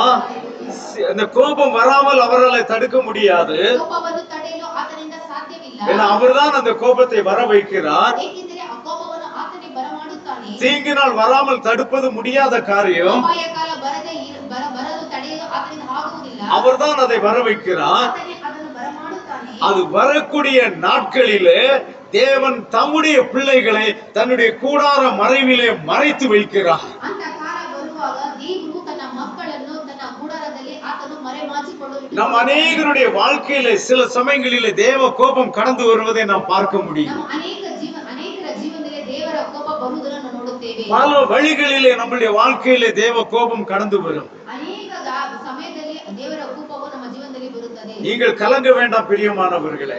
ನೀವು ಕಳಕ ಪಡಬೇಡಿರಿ. அந்த நேரங்களில் எல்லாம் தேவன் தம்முடைய கரத்தினாலே உங்களை மூடி மறைத்து வைத்திருக்கிறார். அந்த ಸಮಯದಲ್ಲಿ ದೇವರು ತಮ್ಮ ಹಸ್ತದಿಂದ ನಮ್ಮನ್ನು ಮರೆಮಾಚಿಕೊಳ್ಳುವನು. அவர் அறியாமல் எந்த தீங்கு உங்க வாழ்க்கையில வராது. ಆತನಿಗೆ ಗೊತ್ತಿಲ್ಲದೆ ಯಾವ ಅಪಾಯವೂ ನಿಮ್ಮ ಜೀವನದಲ್ಲಿ ಬರುವುದಿಲ್ಲ. அந்த தீங்கு நாள் முடிந்த பின்பு ಆ ಅಪಾಯ ಕಾಲ ಮುಗಿದ ಮೇಲೆ அவர் கன்மலையின் மேல் உங்களை உயர்த்துவார். ಆತನ ಬಂಡೆಯ ಮೇಲೆ ನಿಮ್ಮನ್ನು ನಿಲ್ಲಿಸುವನು. எவ்வளவு கஷ்டங்களை பாடுகளை நீங்கள் அனுபவித்தீர்களோ ಎಷ್ಟು ಕಷ್ಟವನ್ನು ನೀವು ಅನುಭವಿಸಿದ್ದರೂ ಕೂಡ அதற்கு சமமாகவும் அதற்கு அதிகமாகவும் தேவன் உங்களுக்கு ஆறுதலை செய்வார். ಅದಕ್ಕೆ ಸಮವಾಗಿಯೂ ಅದಕ್ಕಿಂತ ಹೆಚ್ಚಿನವಾಗಿ ದೇವರು ನಿಮಗೆ ಒಳ್ಳೆಯದನ್ನು ಮಾಡುವನು. கொஞ்ச நாள் பொறுத்திருங்க. ಸ್ವಲ್ಪ ದಿನ ತಾಳಿಕೊಳ್ಳಿರಿ. அந்த கோபம் கடந்து விடும். ಆ ಕೋಪ ಹೋಗುತ್ತದೆ. அந்த வெயில் கடந்து விடும். ಆ ಬಿಸಿಲು ಹೋಗುತ್ತದೆ. பின்பு தேவன் உங்களை கன்மலையின் மேல் நிச்சயமாக உயர்த்துவார். ದೇವರು ನಿಮ್ಮನ್ನ ಬಂಡೆಯ ಮೇಲೆ ಖಂಡಿತವಾಗಲೂ ನಿಲ್ಲಿಸುತ್ತಾನೆ. நல்ல மேய்ப்பன் தான் அப்படி செய்ய முடியும். ಒಳ್ಳೆಯ ಕುರುಬನೇ ಆ ರೀತಿ ಮಾಡಲು ಸಾಧ್ಯ. மற்ற மேய்ப்பர்கள் என்ன செய்வார்கள்? ಆದರೆ ಬೇರೆ ಕುರುಬರು ಏನು ಮಾಡುತ್ತಾರೆ? அந்த ஆடுகளுக்கு என்ன நேர்ந்தாலும் அவர்களுக்கு கவலையே இல்லை. ಆ ಕುರಿಗಳಿಗೆ ಏನು ಆದರೂ ಅವರಿಗೆ ಯಾವ ಚಿಂತೆಯೂ ಇರುವುದಿಲ್ಲ. ஆகையினால் தான் சூலமித்தியாள் இப்படிப்பட்ட வார்த்தையை சொல்லுகிறாள். உன்னதப்பட்டு 1ஆம் அதிகாரம் 7ஆம் வசனம், உம்முடைய மந்தையை எங்கே மேய்த்து மத்தியானத்தில் அதை நீர் எங்கே மடக்குகிறீர்? ನಿಮ್ಮ ಕುರಿಗಳನ್ನು ಎಲ್ಲಿ ಮೇಯಿಸಿ ಮಧ್ಯಾಹ್ನದಲ್ಲಿ ಅದನ್ನು ಎಲ್ಲಿ ಮಲಗಿಸುತ್ತೀರಿ? அவள் ஒரு காரியத்தை சொல்லுகிறார். நீர் அதை எனக்கு சொல்லும். ನೀರು ನನಗೆ ಅದನ್ನು ತಿಳಿಸು. உமது தோழரின் மந்தைகள் அருகே அலைந்து திரிகிறவளை போல நான் இருக்க வேண்டியது என்ன? ನಾನು ಏಕೆ ನಿನ್ನ ಒಡನಾಡಿಗಳ ಮಂದೆಗಳ ಹತ್ತಿರ ಮುಸುಕಿನವಂತಳಾಗಿರಬೇಕು? நான் அநேக மேய்ப்பர்களை பார்க்கிறேன். ನಾನು ಅನೇಕ ಕುರುಬರನ್ನು ನೋಡಿದ್ದೇನೆ. அவர்கள் யாரும் தங்களுடைய மந்தையை இப்படி நடத்துவதில்லை. ಅವರು ಯಾರು ತನ್ನ ಮಂದೆಯನ್ನು ಈ ರೀತಿ ನಡೆಸುವುದಿಲ್ಲ. ஆகையினாலே அவர்களிடத்தில் நான் திருப்தி அடையவில்லை. ಆದ್ದರಿಂದ ಅವುಗಳ ಬಳಿಯಲ್ಲಿ ನಾನು ತೃಪ್ತಿ ಹೊಂದಲಿಲ್ಲ. நான் உம்முடைய மந்தையிலே என்னுடைய மந்தையை சேர்க்க விரும்புகிறேன். ನಾನು ನಿನ್ನ ಮಂದೆಯಲ್ಲಿ ನನ್ನ ಮಂದೆಯನ್ನು ಸೇರಿಸಲು ஆகவே ಇಷ್ಟಪಡುತ್ತೇನೆ. நீர் அதை எங்கே மடக்குகிறீர் என்பதை எனக்கு சொல்லும். ಆದ್ದರಿಂದ ನೀನು ಅದನ್ನು ಎಲ್ಲಿ ಮಲಗಿಸುತ್ತೀ ಎಂಬುದು ನನಗೆ ತಿಳಿಸು. அவர் எங்கே மடக்குகிறார் என்பதை கூட மற்றவர்கள் காண முடியாதபடி அதை மறைத்து வைக்கிறார். ಆತನು ಎಲ್ಲಿ ಮಲಗಿಸುವುದೋ ಅದು ಬೇರೆಯವರು ನೋಡದ ಹಾಗೆ ಆತನು ಮರೆಮಾಚಿ ಇಡುತ್ತಾನೆ. அல்லேலூயா. ಹಲ್ಲೆಲೂಯಾ. அப்ப நீர் அதை எனக்கு சொல்லும். ನೀನು ನನಗೆ ಅದನ್ನು ತಿಳಿಸು. என் மந்தையை கூட நான் அதோடு கூட சேர்த்து ನನ್ನ விடுகிறேன். ಮಂದೆಯನ್ನು ಅದರ ಜೊತೆ ಸೇರಿಸುತ್ತೇನೆ. உம்முடைய தோழர்களின் மந்தையை அருகே அலைந்து திரிகிறவளை போல நான் இருக்க வேண்டியது என்ன? ನಾನು ಏಕೆ ನಿನ್ನ ಒಡನಾಡಿಗಳ ಮಂದೆಗಳ ಹತ್ತಿರ ಮುಸುಕಿನವಂತಳಾಗಿರಬೇಕು? 8ஆம் வசனத்தில் சொல்லுகிறான், 8ನೇ ವಾಕ್ಯದಲ್ಲಿ ಹೇಳುತ್ತಾನೆ, ஸ்திரீகளில் ரூபவதியே, அதை நீ அறியாயாகில் மந்தையின் காலடிகளை தொடர்ந்து போய் மேய்ப்பர்களுடைய கூடாரங்கள் அண்டையிலே உன் ஆட்டுக்குட்டிகளை மேய விடு என்று சொல்லுகிறார். ನಾರಿ ಮಣಿಯೇ, ನಿನಗೆ ಗೊತ್ತಿಲ್ಲವಾದರೆ ಹಿಂದಿನ ಹೆಜ್ಜೆಯ ಜಾಡನ್ನು ಹಿಡಿದುಕೊಂಡು ಹೋಗಿ ಕುರುಬರ ಗುಡಾರ ಬಳಿಯಲ್ಲಿ ನಿನ್ನ ಮೇಕೆ ಮರಿಯನ್ನು ಮೇಯಿಸು. உனக்கு அது தெரியவில்லை என்றால் என்னுடைய மந்தையின் காலடிகளை நீ தொடர்ந்து போ. ನಿನಗೆ ಅದು ಗೊತ್ತಿಲ್ಲದಾದರೆ ನನ್ನ ಹಿಂದಿನ ಹೆಜ್ಜೆಯ ಜಾಡನ್ನು ಹಿಡಿದುಕೊಂಡು ಹೋಗು. இது எவ்வளவு பெரிய சத்தியம் தெரியுமா? ಇದು ಎಷ್ಟು ದೊಡ್ಡ ಸತ್ಯ ಗೊತ್ತಾ? அவர் நீ என்னை பின்தொடர்ந்து வா என்று சொல்லவில்லை. நன்றாக கவனித்து பாருங்கள். ಆತನು ನನ್ನನ್ನು ಹಿಂಬಾಲಿಸು ಎಂದು ಹೇಳಲಿಲ್ಲ. என் மந்தையின் காலடிகளை நீ தொடர்ந்து வா என்று சொல்லுகிறார். ನನ್ನ ಮಂದೆಯ ಹೆಜ್ಜೆಯ ಜಾಡನ್ನು ಹಿಡಿದುಕೊಂಡು ಹಿಂಬಾಲಿಸು. நாம் தான் அந்த மந்தை. ನಾವೇ ಆ ಮಂದೆ. யாகோவா தம்முடைய மந்தையின் மேல் நம்பிக்கை வைத்திருக்கிறார். ಯಾಕೋವ ತನ್ನ ಮಂದೆಯ ಮೇಲೆ ಆತನ ನಂಬಿಕೆಯನ್ನು ಇಟ್ಟಿದ್ದಾನೆ. நம்மை பார்த்து மற்றவர்கள் யாகோவிடத்திலே வர வேண்டும். ನಮ್ಮನ್ನು ನೋಡಿ ಬೇರೆಯವರು ಯಾಕೋವನ ಬಳಿಯಲ್ಲಿ ಬರಬೇಕು. நம்முடைய காலடிகளை பார்த்து நாம் போகிற பாதையிலே யாகோவை தேடி மற்ற ஜனங்கள் வரும்படியாக நம்முடைய நடத்தை இருக்க வேண்டும். அருமையான தேவ பிள்ளையே, ನಮ್ಮ ಹೆಜ್ಜೆಯ ಜಾಡನ್ನು ಹಿಡಿದುಕೊಂಡು ನಾವು ಯಾಕೋವನ ಬಳಿಗೆ ಹೋಗುವುದನ್ನು ಬೇರೆಯವರು ಅದನ್ನು ಹಿಂಬಾಲಿಸಿಕೊಂಡು ಬರಬೇಕು. நம்முடைய காலடிகள் சொல்லும் நம்முடைய மேய்ப்பர் யார் என்று சொல்லி. ನಮ್ಮ ಹೆಜ್ಜೆಯ ಜಾಡು ಹೇಳುತ್ತದೆ ನಮ್ಮ ಕುರುಬನು ಯಾರು ಎಂಬುದಾಗಿ. ஆமென். ಆಮೆನ್. ஹல்லேலூயா. ஹல்லேலூயா. நம்முடைய வாயின் வார்த்தைகள் சொல்லும் நம்முடைய மேய்ப்பன் யார் என்று சொல்லி. ನಮ್ಮ ಬಾಯಿಯ ಮಾತುಗಳು ಹೇಳುತ್ತವೆ ನಮ್ಮ ಕುರುಬನು ಯಾರು ಎಂಬುದಾಗಿ. நம்முடைய நடத்தைகள் சொல்லும் நம்முடைய மேய்ப்பன் யார் என்று சொல்லி. ನಮ್ಮ ನಡವಳಿಕೆ ತಿಳಿಸುತ್ತದೆ ನಮ್ಮ ಕುರುಬನು ಯಾರು ಎಂಬುದಾಗಿ. ಎಂಬುದಾಗಿ அது சொல்ல வேண்டும். ಅದು ಹೇಳಲೇಬೇಕು. நம்முடைய மேய்ப்பனுக்கு மந்தையின் ஆடுகள் தான் சாட்சி. அருமையான தேவ பிள்ளையே, ನಮ್ಮ ಕುರುಬನಿಗೆ ನಮ್ಮ ಮಂದೆಯ ಕುರಿಗಳೇ ಸಾಕ್ಷಿ. ದೇವರ ಮಕ್ಕಳೇ, உங்களை எப்படியாக ஒரு மேய்ப்பன் மேய்க்கிறான் என்பதற்கு நீங்கள் தான் சாட்சி. ನಿಮ್ಮ ಕುರುಬನು ನಿಮ್ಮನ್ನು ಯಾವ ರೀತಿ ಮೇಯಿಸ್ತಾರೆ ಎಂಬುದಕ್ಕೆ ನೀವೇ ಸಾಕ್ಷಿಯಾಗಿದ್ದೀರಿ. அந்த ஆடுகளில் ஒன்று கூட மலடா இருப்பதில்லை. ಆ ಕುರಿಗಳಲ್ಲಿ ಯಾವುದು ಬಂಜೆಯಾಗಿರುವುದಿಲ್ಲ. எல்லாம் இரட்டை குட்டிகள் ஈனக்கூடிய அளவுக்கு கொழுத்ததா இருக்கும். ಎಲ್ಲ ಎರಡು ಮರಿಗಳನ್ನು ಈವ ಹಾಗೆ ಬಲ ಉಳ್ಳದಾಗಿರುತ್ತದೆ. ஏனெனில் அவர்களுடைய மேய்ப்பன் சொல்லுகிறார், நானே நல்ல மேய்ப்பன் என்று சொல்லி. ಏಕೆಂದರೆ ಅವುಗಳ ಕುರುಬನು ಹೇಳುತ್ತದೆ, ನಾನೇ ಒಳ್ಳೆ ಕುರುಬನು ಎಂಬುದಾಗಿ. அவர்களுக்கு ஏற்ற வேளையில ஆகாரம் கொடுத்து, ಆತನು ತಕ್ಕ ಸಮಯದಲ್ಲಿ ಆಹಾರವನ್ನು ಕೊಟ್ಟು, ஓய்வு வேண்டிய நேரத்திலே அவைகளுக்கு ஓய்வை கொடுத்து, ವಿಶ್ರಾಂತಿ ಸಮಯದಲ್ಲಿ ಅವುಗಳಿಗೆ ವಿಶ್ರಾಂತಿಯನ್ನು ಕೊಟ್ಟು, மறைக்க வேண்டிய இடத்திலே அவைகளை மறைத்து, ಮರೆಮಾಚುವ ಸ್ಥಳದಲ್ಲಿ ಅವುಗಳನ್ನು ಮರೆಮಾಚಿ, அவைகளை ஆரோக்கியத்தோடு நடத்துகிற மேய்ப்பன். ಅವುಗಳನ್ನು ಆರೋಗ್ಯವಾಗಿ ನಡೆಸುವಂತ ಕುರುಬನು. சோ அப்படிப்பட்ட மேய்ப்பன் தான் நல்ல மேய்ப்பன். ಅಂತ ಕುರುಬನೇ ಒಳ್ಳೆ ಕುರುಬನಾಗಿರುವನು. சோ அந்த மேய்ப்பன் சொல்லுகிறார், ಆ ಕುರುಬನು ಹೇಳುತ್ತಾನೆ, எத்தனையோ மேய்ப்பர்கள் இந்த உலகத்தில் இருக்கிறார்கள். ಎಷ್ಟೋ ಕುರುಬರು ಈ ಲೋಕದಲ್ಲಿ ಇದ್ದಾರೆ. அவர்கள் எல்லாவற்றிலும் நான் ஒருவன் மாத்திரமே நல்ல மேய்ப்பன். ಅವರು ಎಲ್ಲರಿಗಿಂತಲೂ ನಾನೇ ಒಳ್ಳೆ ಕುರುಬನು. அப்போ அவரிடத்தில் வருகிற ஆடுகள் ಅವರ ಬಳಿಯಲ್ಲಿ ಬರುವಂತ ಕುರಿಗಳು நிச்சயமாகவே ஆசீர்வதிக்கப்பட்டிருக்கும். ಖಂಡಿತವಾಗಲೂ ಆಶೀರ್ವಾದ ಹೊಂದಿರುವಂತಾಗಿರುತ್ತದೆ. அது உள்ளும் புறமும் சென்று மேய்ச்சலை கண்டடையும். ಅವು ಅಲ್ಲಿ ಇಲ್ಲಿ ಅಲದಾಡಿ ಅವು ಮೇವನ್ನು ಕಂಡುಹಿಡಿದುಕೊಳ್ಳುತ್ತದೆ. அல்லேலூயா. அல்லேಲೂಯಾ. ஒரு நல்ல மேய்ப்பன் வெறுமனே வெளியே மட்டும் அவைகளுக்கு போஷிப்பதில்லை. ಒಬ್ಬ ಒಳ್ಳೆಯ ಕುರುಬನು ಹೊರಗೆ ಮಾತ್ರ ಅವನು ಪೋಷಿಸುವುದಿಲ್ಲ. நீங்கள் ஆடுகள் மேய்கிறதான புல்வெளியிலே நீங்கள் போனீர்களானால், ಕುರಿಗಳು ಮೇಯುವ ಸ್ಥಳದಲ್ಲಿ ನೀವು ಹೋಗಿ ನೋಡಿದರೆ, அந்த ஆடுகள் மேலே தெரிகிற புல்லை மட்டும் மேய்ந்து கொண்டு போகும். ಆ ಕುರಿಗಳು ಮೇಲೆ ಕಾಣಿಸುವಂತ ಹುಲ್ಲನ್ನು ಮೇಯ್ದುಕೊಂಡು ಹೋಗುತ್ತವೆ. அந்த புல்லை எப்பொழுதாவது நீங்கள் பிடுங்கி பார்த்தீர்களானால், ಆ ಹುಲ್ಲನ್ನು ಯಾವಾಗಾದರೂ ನೀವು ಎಳೆದು ನೋಡಿದ್ದಾದರೆ, அந்த புல்லுக்கு கீழே ஒரு கிழங்கு இருக்கும். ಆ ಹುಲ್ಲಿನ ಕೆಳಗಡೆ ಒಂದು ಗೆಣಸು ಇರುತ್ತದೆ. அந்த கிழங்கு ஒரு நல்ல ஸ்மெல்லாகவும் இருக்கும், நல்ல டேஸ்டாகவும் இருக்கும். ಆ ಗೆಣಸು ಒಳ್ಳೆ ಸುವಾಸನೆಯು ರುಚಿಕರವಾಗಿಯೂ ಇರುತ್ತದೆ. யாராவது சாப்பிட்டிருக்கிறீங்களா? அதை ನೀವು ಯಾರಾದರೂ ತಿಂದಿದ್ದೀರಾ? நீங்க யாரும் சாப்பிட்டது இல்லையா? ஓகே, நான் சாப்பிட்டிருக்கிறேன். ನಾನು ತಿಂದಿದ್ದೇನೆ. அப்ப அந்த அந்த கிழங்கு அவ்வளவு டேஸ்டா இருக்கும். ரொம்ப சின்னதா இருக்கும், ஆனா ரொம்ப டேஸ்டா இருக்கும். ಆ ಗೆಣಸು ಅಷ್ಟು ಚಿಕ್ಕದಾಗಿ ರುಚಿಯಾಗಿರುತ್ತದೆ. ஆனியன் மாதிரி இருக்கும், வெங்காயம் மாதிரி இருக்கும். ಅದು ಒಂದು ಈರುಳ್ಳಿ ಹಾಗಿರುತ್ತದೆ.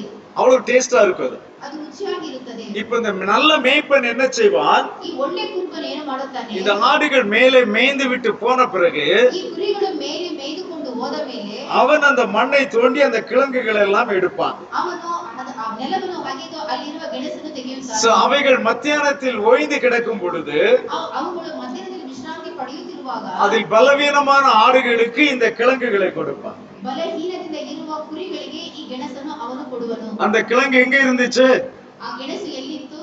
வெளியே தெரியும்படியாக இல்லை, ಅದು ಹೊರಗಡೆ ಕಾಣುವಂತಾಗಿರಲಿಲ್ಲ. மண்ணுக்குள் இருந்தது. ಅದು ಮಣ್ಣಿನೊಳಗಡೆ அது ಇತ್ತು. மண்ணுக்குள் இருக்கிறது என்றது ஆடுகளுக்கு தெரியாது, ಮಣ್ಣಿನೊಳಗಡೆ ಇರುವುದು ಕುರಿಗಳಿಗೆ ಗೊತ್ತಾಗುವುದಿಲ್ಲ. ஆனால் மேய்ப்பனுக்கு தெரியும். ಆದರೆ ಕುರುಬನಿಗೆ ಗೊತ್ತಿದೆ. தன்னை உண்மையாய் பின்பற்றுகிற தன்னுடைய பிள்ளைகள் ஒவ்வொருவருக்கும் மறைந்திருக்கிற ரகசியங்களை வெளிப்படுத்துகிறவர் நம்முடைய தேவன். ತನ್ನನ್ನು ಉತ್ತಮವಾಗಿ ಹಿಂಬಾಲಿಸುವಂತ ಮಕ್ಕಳಿಗೆ ಒಳ್ಳೆಯ ರಹಸ್ಯಗಳನ್ನು ಆತನು ತೋರ್ಪಡಿಸುವ ಒಳ್ಳೆ ದೇವರು. அது விசேஷித்தமான உணவு. ಅದು ವಿಶೇಷವಾದ ಆಹಾರವಾಗಿದೆ. அது தாம் தெரிந்து கொண்ட பிள்ளைகளுக்கென்று அவர் ஆயத்தப்படுத்தி கொடுக்கிறார். ತಾನು ಆರಿಸಿಕೊಂಡ ಮಕ್ಕಳಿಗೆ ಅದನ್ನು ಸಿದ್ಧ ಮಾಡಿ ಕೊಡುತ್ತಾನೆ. அதுதான் நல்ல மேய்ப்பன். ಅದೇ ಒಳ್ಳೆಯ ಕುರುಬನು. அருமையான தேவ பிள்ளைகளே, ದೇವರ ಮಕ್ಕಳೇ, நம்முடைய மேய்ப்பன் யார் என்று நீங்கள் தெரிந்து கொள்ளுங்கள். ನಮ್ಮ ಕುರುಬನು ಯಾರು ಎಂದು ನೀವು ತಿಳಿದುಕೊಳ್ಳಿ. அவர் எப்படி நம்மை மேய்க்கிறார் என்பதை நீங்கள் தெரிந்து கொள்ளுங்கள். ಆತನು ಯಾವ ರೀತಿ ನಮ್ಮನ್ನು ಮೇಯಿಸುತ್ತಾನೆ ಎಂದು ತಿಳಿದುಕೊಳ್ಳಿರಿ. உத்தம இருதயத்தோடு கூட அவரை பின்பற்றுங்கள்.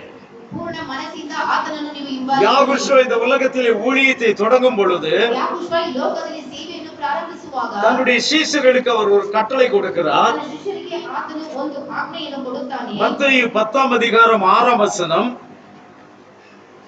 Matthew chapter 10 verse 6. ಮತ್ತೇಯನ ಪುಸ್ತಕ 10ನೇ ಅಧ್ಯಾಯ 6ನೇ ವಚನ. ಇವರನ್ನು ಬಿಟ್ಟು ತಪ್ಪಿಸಿಕೊಂಡ ಕುರಿಗಳಂತಿರುವ ಇಸ್ರೇಲ್ ಮನೆತವನವರ ಬಳಿಗೆ ಹೋಗಿರಿ. ஆமென். ஹல்லேலூயா. தாம் தேடுவது மட்டுமல்ல, ಅವರು ತಾವು ಹುಡುಕುವುದು ಮಾತ್ರವಲ್ಲ, தன்னை சார்ந்திருக்கிற மற்றவர்களுக்கும் அவர் இந்த வேலையை தான் கொடுக்கிறார். ತನ್ನನ್ನು ಹಿಂಬಾಲಿಸುವವರಿಗೂ ಬೇರೆ ಇದೇ ಕೆಲಸವನ್ನು ಆತನು ಕೊಡುತ್ತಾನೆ. காணாமல் போன ஆடுகளை தேடி வாருங்கள் என்று சொல்லுகிறார். ಕಳೆದು ಹೋದ ಕುರಿಗಳನ್ನು ಹುಡುಕಿಕೊಂಡು ಬನ್ನಿರಿ ಎಂಬುದಾಗಿ. அவர் எப்பொழுதும் அதை குறித்து சிந்தை உள்ளவராகவே இருக்கிறார். ಯಾವಾಗಲೂ ಆತನು ಅದರ ಬಗ್ಗೆ ಯೋಚಿಸುವವನಾಗಿರುತ್ತಾನೆ. யோவான் 10ஆம் அதிகாரத்துக்கு நாம் செல்லலாம். யோவான் 10ஆம் அதிகாரத்திலே நாம் மீண்டும் வாசிப்போம். இரண்டாவது முறையாக அவர் நானே நல்ல மேய்ப்பன் என்று சொல்லுகிறார். ಆತನು ಎರಡನೇದಾಗಿ ನಾನೇ ಒಳ್ಳೆಯ ಕುರುಬನು ಎಂದು ಹೇಳುತ್ತಾನೆ. 14ஆம் வசனம், 14th verse. ನಾನೇ ಒಳ್ಳೆಯ ಕುರುಬನು, ತಂದೆಯು ನಾನು ತಂದೆಯನ್ನು ತಿಳಿದಿರುವಂತೆ ನಾನು ನನ್ನ ಕುರಿಗಳನ್ನು ತಿಳಿದಿದ್ದೇನೆ. ನನ್ನ ಕುರಿಗಳು ನನ್ನನ್ನು ತಿಳಿದಿವೆ ಮತ್ತು ಕುರಿಗಳಿಗೋಸ್ಕರ ನನ್ನ ಪ್ರಾಣವನ್ನು ಕೊಡುತ್ತೇನೆ. நானே நல்ல மேய்ப்பன், பிதா என்னை அறிந்திருக்கிறது போல நான் பிதாவை அறிந்திருக்கிறது போலவும் நான் என்னுடையவைகளை அறிந்திருக்கிறதும் என்னுடையவைகளால் அறியப்பட்டும் இருக்கிறேன். ஆடுகளுக்காக என் ஜீவனையும் கொடுக்கிறேன் என்று சொன்னார். அல்லேலூயா. சோ நல்ல மேய்ப்பனுடைய சுபாவங்களில் ஒன்று ಒಳ್ಳೆಯ ಕುರುಬನ ಸ್ವಭಾವದಲ್ಲಿ ಒಂದಾಗಿರುವುದು வெறுமனே அந்த ஆடுகளை பாதுகாப்பது மட்டுமல்ல, ಬರೀ ಕುರಿಗಳನ್ನು ಕಾಯುವುದು ಮಾತ್ರವಲ್ಲ, அந்த ஆடுகளுக்காக தன் ஜீவனையும் கொடுப்பார். ತನ್ನ ಕುರಿಗಳಿಗೋಸ್ಕರ ಪ್ರಾಣವನ್ನು ಕೊಡುವನು. தன்னுடைய ஜீவனை கொடுத்தாகிலும் அந்த ஆடுகளை துஷ்ட மிருகங்களிடத்திலிருந்து காப்பாற்றுவார். ತನ್ನ ಪ್ರಾಣವನ್ನು ಕೊಟ್ಟಾದರೂ ದುಷ್ಟ ಮೃಗದಿಂದ ಆ ಕುರಿಗಳನ್ನು ಆತನು ಕಾಪಾಡುತ್ತಾನೆ. ஆனால் தவறான மேய்ப்பன் மற்ற மேய்ப்பர்கள் என்ன செய்வார்கள்? ಆದರೆ ಬೇರೆ ಕುರುಬನು ಏನು ಮಾಡುತ್ತಾರೆ? என்னுடைய ஜீவன் எனக்கு முக்கியம், ನನ್ನ ಪ್ರಾಣ ನನಗೆ ಮುಖ್ಯ, ஆட்டின் ஜீவன் போனால் போகட்டும் என்று விட்டு விடுவார். ಆ ಕುರಿಯ ಜೀವ ಹೋದರೆ ಹೋಗಲಿ ಎಂದು ಬಿಟ್ಟು ಬಿಡುವನು. ஆனால் நல்ல மேய்ப்பன் தன் கடைசி வரைக்கும் அந்த ஆட்டுக்காக போராடி கடைசியிலே தன்னுடைய ஜீவனையும் கொடுத்து விடுவார். ಆದರೆ ಒಳ್ಳೆಯ ಕುರುಬನು ಆ ಕುರಿಗೋಸ್ಕರ ಹೋರಾಡಿ ತನ್ನ ಪ್ರಾಣವನ್ನು ಸಹ ಆತನು ಕೊಟ್ಟು ಬಿಡುತ್ತಾನೆ. அதே அதிகாரத்தில் மத்தேயுவிலே சொல்றார் நினைக்கிறேன். மத்தேயுவில 10ஆம் அதிகாரம் 16ஆம் வசனம் என்று நினைக்கிறேன், பார்க்கலாம். ஆமா, 16ஆம் வசனம், மத்தேயு 10:16. ಇದಲ್ಲದೆ ಈ ಅಂಟಿಗೆ ಸೇರಿದಿರುವ ಇನ್ನು ಬೇರೆ ಕುರಿಗಳು ನನಗೆ. இல்ல சிஸ்டர், மத்தேயு 10:16. நீங்க யோவான் வாசிக்கிறீங்க. ஆடுகளை ஓநாய்களுக்குள்ளே அனுப்புகிறது போல இதோ நான் உங்களை அனுப்புகிறேன். ஆகையால் சர்ப்பங்களைப் போல வினா உள்ளவர்களும் புறாக்களைப் போல கபடற்றவர்களுமாய் இருங்கள். ನೋಡಿರಿ, ತೋಳಗಳ ನಡುವೆ ಕುರಿಗಳನ್ನು ಹೋಗಿಸಿದಂತೆ ನಾನು ನಿಮ್ಮನ್ನು ಕಳಿಸಿಕೊಡುತ್ತೇನೆ. ಆದುದರಿಂದ ಸರ್ಪಗಳಂತೆ ಜಾಣರು, ಪಾರಿವಾಳಗಳಂತೆ ನಿಷ್ಕಪಟಗಳು ಆಗಿರಿ. ஆடுகளை ஓநாய்களுக்குள்ளே அனுப்புகிறது போல நான் உங்களை அனுப்புகிறேன் என்று சொல்லுகிறார். ಕುರಿಯನ್ನು ತೋಳಗಳ ನಡುವೆ ಕಳಿಸುವ ಹಾಗೆ ನಾನು ನಿಮ್ಮನ್ನು ಕಳಿಸಿಕೊಡುತ್ತೇನೆ. சோ ஒரு ஊழியத்திற்கென்று கிளம்பி போகிற ஒவ்வொருவரும் எப்படிப்பட்டவர்களாக நீங்கள் போகிறீர்கள்?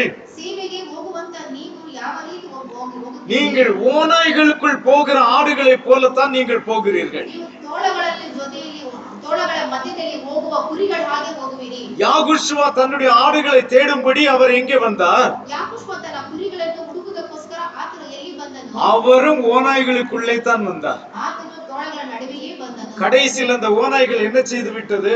ಕಡೆಯಲ್ಲಿ ಆ ತೋಳಗಳು ಆತನನ್ನು ಏನು ಮಾಡಿದವು? அவரை கடித்து பீத்து விட்டது. ಅವರನ್ನು ಅಗಿದು ಆತನು ಚೀರಿ ಬಿಟ್ಟನು. அவர் வேண்டுமானால் தப்பித்துக் கொண்டிருக்கலாம், ಆತನು ಬೇಕಾಗಿದ್ದರೆ ತಪ್ಪಿಸಿಕೊಳ್ಳಬಹುದು, தன் ஜீவனை காப்பாற்றிக் கொண்டிருக்கலாம். ತನ್ನ ಜೀವನ ಆತನು ಕಾಪಾಡಬಹುದು. ஆனால் நாம் யோவான் 10ஆம் அதிகாரம் 14ஆம் வசனத்தில் வாசித்தது போல ಯೋಬನ 10:14ರಲ್ಲಿ ಓದಿದ ಹಾಗೆ தன்னுடைய ஆடுகளை காப்பாற்றும்படியாக ತನ್ನ ಕುರಿಗಳನ್ನು ಆತನು ಕಾಯುವುದಕ್ಕೋಸ್ಕರ அந்த ஓநாய்களுக்கு தன்னை முழுவதுமாக அர்ப்பணித்தார். ತನ್ನ ತೋಳಗಳಿಗೆ ಆತನು ಪೂರ್ತಿಯಾಗಿ ತನ್ನನ್ನು ತಾನೇ ಅರ್ಪಿಸಿದನು. தன் ஜீவனை முழுவதுமாக அங்கே கொடுத்தார். ತನ್ನ ಪ್ರಾಣವನ್ನು ಪೂರ್ತಿಯಾಗಿ ಕೊಟ್ಟನು. நம்முடைய ஜீவனை ரட்சிக்கும்படியாக. ನಮ್ಮ ಜೀವನವನ್ನು ರಕ್ಷಿಸುವುದಕ್ಕೋಸ್ಕರ. ஆம், அருமையான தேவ பிள்ளை, ಹೌದು, ಪ್ರೀತಿಯ ದೇವರ ಮಕ್ಕಳೇ, அவருடைய ஜீவனை காட்டிலும் ಆತನ ಜೀವದ ಮೇಲಾಗಿ நம்முடைய ஜீவன் அவர் பார்வைக்கு விலையேற பெற்றதாய் இருந்தது. ನಮ್ಮ ಜೀವನ ಆತನ ಜೀವಕ್ಕಿಂತ ಮೇಲಾಗಿದೆ.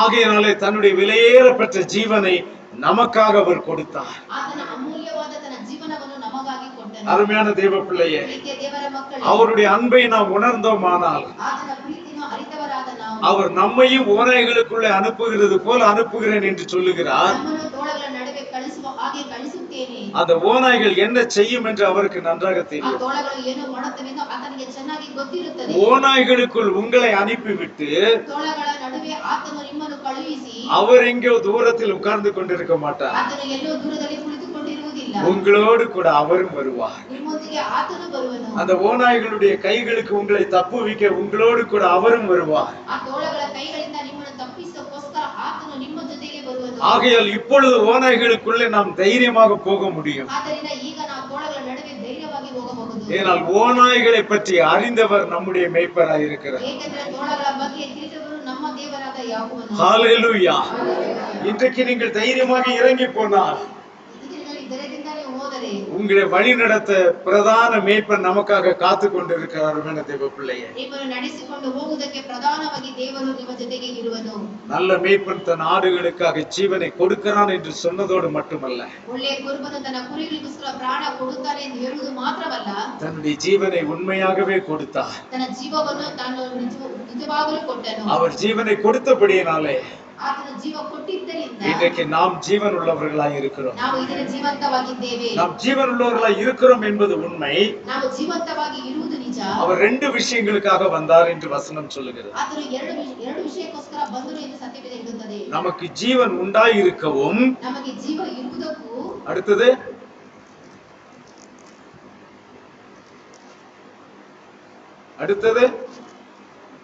அவைகள் பரிபூரணப்படவும் வந்தார். ಅವರು ಸಮೃದ್ಧಿ ಆಗುವುದಕ್ಕೂ ಬಂದನು. ஆமென். ಆಮೆನ್. வெறுமனே நமக்கு ஜீவனை கொடுப்பதற்கல்ல, ಬರೀ ನಮಗೆ ಜೀವವನ್ನು ಕೊಡುವುದಕ್ಕೆ ಮಾತ್ರವಲ್ಲ, அவைகள் பரிபூரணப்படுவதற்காக வந்தார். ಅವು ಸಮೃದ್ಧಿ ಹೊಂದುವುದಕ್ಕೂ ಬಂದನು. ஒரு ஆடு பரிபூரணப்படுகிறது என்றால் அர்த்தம் என்ன?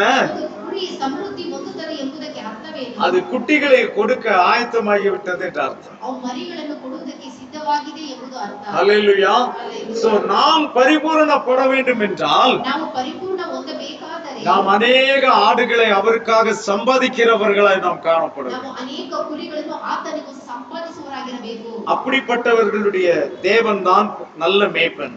ಅಂತ ದೇವರೇ ನಮ್ಮ ಒಳ್ಳೆಯ ಕುರುಬನಾಗಿರುವನು. அந்த நல்ல மேய்ப்பனுடைய பிள்ளைகளாகிய நாம் ಆ ಒಳ್ಳೆಯ ಕುರುಬರ ಮಕ್ಕಳಾಗಿರುವಂತ அவரால் வளர்க்கப்பட்ட உண்மையான ஆடுகளாக ಆತನಿಂದ ನಾವು ಬೆಳೆದಂತ ಕುರಿಗಳಾಗಿರುವಂತ வெறுமனே ஜீவனை உடையவர்களாக மட்டுமல்ல, ಬರೀ ಜೀವದಿಂದ ಇರುವವರಾಗಿರುವುದು ಮಾತ್ರವಲ್ಲ, பரிபூரணம் அடைந்தவர்களாகவும் நாம் காணப்படுவோம். ಪರಿಪೂರ್ಣ ಹೊಂದಿದವರಾಗಿ ನಾವು ತೋರ್ಪಡಿಸಬೇಕು. எத்தனை பேருக்கு விருப்பம் இருக்கிறது? நான் பரிபூரணம் அடைய ஆசைப்படுகிறேன். ಪರಿಪೂರ್ಣ ಹೊಂದಲು ಇಷ್ಟಪಡುತ್ತೇನೆ. ஹல்லேலூயா. எத்தனை பேருக்கு விசுவாசம் இருக்கிறது? அந்த மேய்ப்பன் கொடுத்த ஜீவன் இப்படி எனக்குள்ள இருக்கிறது என்று சொல்லு. ಎಷ್ಟು ಜನರಿಗೆ ನಂಬಿಕೆ ಇದೆ ಆ ಕುರುಬನು ಕೊಟ್ಟಂತ ಜೀವ ஜீவனை பெற்றுக்கொண்ட நாம் இப்பொழுது பரிபூரணப்பட வேண்டும். அருமையான தேவ பிள்ளை, ಜೀವನ ಹೊಂದಿಕೊಂಡಿರುವಂತ ನಾವು ಪರಿಪೂರ್ಣ ಹೊಂದಬೇಕು. ಪ್ರೀತಿ ದೇವರ ಮಕ್ಕಳೇ, கனி கொடுக்கிறவர்களாய் நாம் மாற வேண்டும். ಫಲ ಕೊಡುವವರಾಗಿ ನಾವು ಬದಲಾವಣೆಯಾಗಬೇಕು. அதற்காகவே அவர் நமக்கு ஜீவனை கொடுத்தார். ಅದಕ್ಕೋಸ್ಕರ ಆತ ನಮಗೋಸ್ಕರ ಜೀವವನ್ನು ಕೊಟ್ಟನು. அதற்காகவே நாம் அழைக்கப்பட்டிருக்கிறோம். ಅದಕ್ಕೋಸ್ಕರ ನಾವು ಆತನು ಕರೆದಿದ್ದಾನೆ. இந்த மந்தையில் இல்லாத இன்னும் வேறு ஆடுகள் உண்டு என்று அன்றைக்கே சொன்னார். ಈ ಮಂದೆಯಲ್ಲಿ ಇಲ್ಲದ ಬೇರೆ ಕುರಿಗಳು ಇವೆ ಎಂದು ಆ ದಿನಗಳಲ್ಲಿ ಆತನು ಹೇಳಿದ್ದಾನೆ. அவருடைய மந்தையில் உள்ள ஆடுகள் காணாமல் போன இஸ்ரவேல் வீட்டார். ಆತನ ಮಂದೆಯಲ್ಲಿ ಕಳೆದು ಹೋದ ಇಸ್ರಾಯೇಲ್ ಜನಾಂಗದವರು. இந்த மந்தையில் இல்லாத, இந்த தொழுவத்தில் இல்லாத வேற ஆடுகள் என்று சொன்னது ಈ ಮಂದೆಯಲ್ಲಿ ಇಲ್ಲದ ಬೇರೆ ಕುರಿಗಳು ಎಂದು ಹೇಳಿದರೆ உங்களை பற்றியும் என்னை பற்றியும் தான் அவர் சொன்னார். ನಿನ್ನ ಬಗ್ಗೆ ನನ್ನ ಬಗ್ಗೆನೇ ಆತನು சோ ಹೇಳಿದ್ದಾನೆ. அந்த நாளிலே அவர் நம்மை பற்றியும் கவலைப்பட்டார். ಆ ದಿನದಲ್ಲಿ ಆತ ನಮ್ಮ ಬಗ್ಗೆ ಚಿಂತಿಸಿದ್ದಾನೆ. சோ அவர் வெறுமனே அந்த காணாமல் போன இஸ்ரவேல் வீட்டாருடைய அந்த ஆடுகளுக்காக மட்டும் ஜீவனை கொடுக்கவில்லை, ಕಳೆದು ಹೋದ ಇಸ್ರಾಯೇಲ್ ಮನೆತನಕ್ಕೋಸ್ಕರ ತನ್ನ ಪ್ರಾಣವನ್ನು ಕೊಟ್ಟಿಲ್ಲ, அவர் நமக்காகவும் ஜீவனை கொடுத்தார். ಆತ ನಮಗೋಸ್ಕರ ಜೀವವನ್ನು ಕೊಟ್ಟಿದ್ದಾನೆ. அப்போ நாமும் கூட பரிபூரணப்பட வேண்டும். ಹಾಗಿದ್ದ ಮೇಲೆ ನಾವು ಪರಿಪೂರ್ಣ ಹೊಂದಬೇಕು. தொடர்ந்து அந்த மேய்ப்பனுடைய பலத்த கரத்திற்குள் நாம் அடங்கி இருப்போமானால் ನಾವು ಆತನ ಹಸ್ತದ ಕೆಳಗಡೆ ನಾವು ಅಡಗಿರುವುದಾದರೆ நம்மை அவர் பரிபூரணப்படுத்துவார். ನಮ್ಮನ್ನು ಆತನು ಪರಿಪೂರ್ಣಪಡಿಸುವನು. அதற்கு எது சாட்சியாக இருக்கும்? ಅದಕ್ಕೆ ಯಾವುದು ಸಾಕ್ಷಿಯಾಗಿರುತ್ತದೆ? நம்முடைய காலடிகள். ನಮ್ಮ ಹೆಜ್ಜೆಯ ಜಾಡು. நம்முடைய காலடிகளே நம்முடைய மேய்ப்பன் யார் என்று மற்றவர்களுக்கு சொல்லும். ನಮ್ಮ ಹೆಜ್ಜೆಯ ಜಾಡೆ ತೋರಿಸಿಕೊಡುತ್ತದೆ ನಮ್ಮ ಕುರುಬನು So, அந்த ಯಾರು. காலடிகளை பார்க்கிறவர்கள் உங்களை பின்தொடர்ந்து வருவார்கள். ನಮ್ಮ ಹೆಜ್ಜೆಯ ಜಾಡನ್ನು ನೋಡುವವರು ನಿಮ್ಮನ್ನು ಹಿಂಬಾಲಿಸುವರು. உங்களுடைய மேய்ப்பனுக்கு கீழே அவர்கள் வருவார்கள். ನಿಮ್ಮ ಕುರುಬನ ಕೆಳಗಡೆ ಅವರು ಬರುವರು. அதுதான் நம்முடைய மேய்ப்பன் யார் என்பதற்கு சாட்சி. ಅದೇ ನಮ್ಮ ಕುರುಬನು ಯಾರು ಎಂಬುದಕ್ಕೆ அந்த ಸಾಕ್ಷಿಯಾಗಿರುವುದು. மேய்ப்பனுக்கு சாட்சியாக இருப்போம் என்று நம்மை ஒப்பு கொடுக்கலாமா? ಆ ಕುರುಬನಿಗೆ ಸಾಕ್ಷಿಯಾಗಿ ಇರುವವೆ ಎಂದು ನಾವು ನಮ್ಮನ್ನು ಒಪ್ಪಿಸಿಕೊಡೋಣ. ಪರಿಪೂರ್ಣப்படுவதற்கு நம்மை ஒப்பு கொடுக்கலாமா? ಪರಿಪೂರ್ಣ ಹೊಂದುವುದಕ್ಕೆ ನಮ್ಮನ್ನು ನಾವು ಒಪ್ಪಿಸಿಕೊಡೋಣ. நாம் யாவரும் எழுந்து நிற்கலாம்.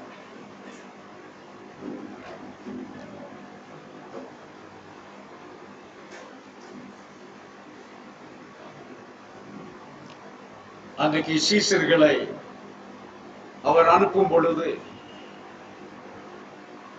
காணாமல் போன ஆடுகள் மத்தியிலே ஓநாய்களுக்குள்ளே உங்களை அனுப்புகிறது போல நான் அனுப்புகிறேன் என்று சொன்னார். That when he was sending his disciples, he sent them saying, I am sending you all like the sheep in the midst of the wolves. அருமையான தேவனுடைய பிள்ளைகளே, நாம் ஓநாய்களை கண்டு பயப்படுகிறவர்கள் அல்ல. ஓநாய்களை எதிர்த்து போகிற உண்மையான ஆடுகள். We are not the sheep who are afraid of the wolves, but we are the sheep who go against the wolves. அந்த ஓநாய்களுக்கு உள்ளே போகும்படி நாம் அழைக்கப்பட்டிருக்கிறோம். அருமையான தேவ பிள்ளையே, we have been called to go into the midst of the wolves. ஆம் அருமையான தேவ பிள்ளையே, அந்த ஓநாய்கள் இருந்து காப்பாற்ற வல்ல பிரதான மேய்ப்பன் எனக்கு இருக்கிறார் என்கிற நம்பிக்கையோடு கூட ஓநாய்களுக்குள்ளே நாம் கடந்து செல்லலாமா? With the faith that the chief shepherd who went into the midst of the wolves is there with me, so I will also go into the midst of the wolves without any fear. அருமையான தேவ பிள்ளையே, அந்த நல்ல மேய்ப்பனுக்காக நாம் என்னத்தை செய்ய போகிறோம்? Dear children of Elohim, what are we going to do for the good shepherd? Hallelujah, hallelujah. Let us surrender ourselves. நம்மை தாழ்த்தி அவரிடத்திலே ஒப்பு கொடுப்போம். If he has spoken to you, let us meditate the word and surrender ourselves. அவர் நம்மோடு கூட பேசி இருப்பாரானால் நம்மை தாழ்த்தி நம்மை ஒப்பு கொடுக்கலாம். அருமையான தேவ பிள்ளையே, எவ்வளவு பெரிய தியாகத்தை நீர் எங்களுக்காக செய்திருக்கிறீர் ஐயா. உமக்காக நாங்கள் ஒரு தியாகத்தையும் இதுவரைக்கும் செய்யவில்லையே, செய்யும்படியாக எங்களை ஒப்பு கொடுக்கிறோம். How much great sacrifice you did for me. But today I commit myself also to sacrifice my life for your sake. என்னுடைய வாழ்க்கையை தியாகம் பண்ணுவதற்காக நான் அர்ப்பணிக்கிறேன் என்று சொல்வீர்களா? Let's pray. எங்களை அளவில்லாமல் நேசிக்கிற எங்கள் அன்பின் தகப்பனே, இந்த நல்ல வேலைக்காக நாங்கள் உமக்கு நன்றி செலுத்துகிறோம். தேவரீர் இந்த வார்த்தைகளை கொண்டு எங்களோடு பேசினீர் என்று நாங்கள் விசுவாசிக்கிறோம். Dear Father, we believe that you spoke to us through your word. இந்த வார்த்தை எங்கள் உள்ளத்திற்குள்ளே ஆழமாய் போய் இந்த நாளின் செய்தியை அப்பா எங்களுக்கு விளக்கி தரட்டும் ஐயா. நாங்கள் அதை புரிந்து கொள்ள எங்களுக்கு கிருபை தார். Father, let your word go deeper into our heart and explain the things which are hidden in it, Father. அந்த செய்திக்கு நாங்கள் எங்களை தாழ்த்தி ஒப்பு கொடுக்கிறோம் ஐயா. தேவரீர், Father, we surrender ourselves in front of that message, Father. வந்திருக்கிற ஒவ்வொருவரையும் பேர் பேராய் தனித்தனியாய் நீர் ஆசீர்வதி. Father, bless everyone who have come to call upon your name. இந்த செய்தியை கேட்க போகிற பிள்ளைகளை நீர் ஆசீர்வதி. Bless those who are going to listen this message, Father. எங்கள் மீட்பரும் இரட்சகருமாகிய யாகுஷுவ மசீஹ் நாமத்தினாலே வேண்டிக் கொள்கிறோம் பிதாவே. யாகுவா உங்களை ஆசீர்வதிப்பாராக. யாகுவா ஷாலோம். ஆமென். ஹalleluya.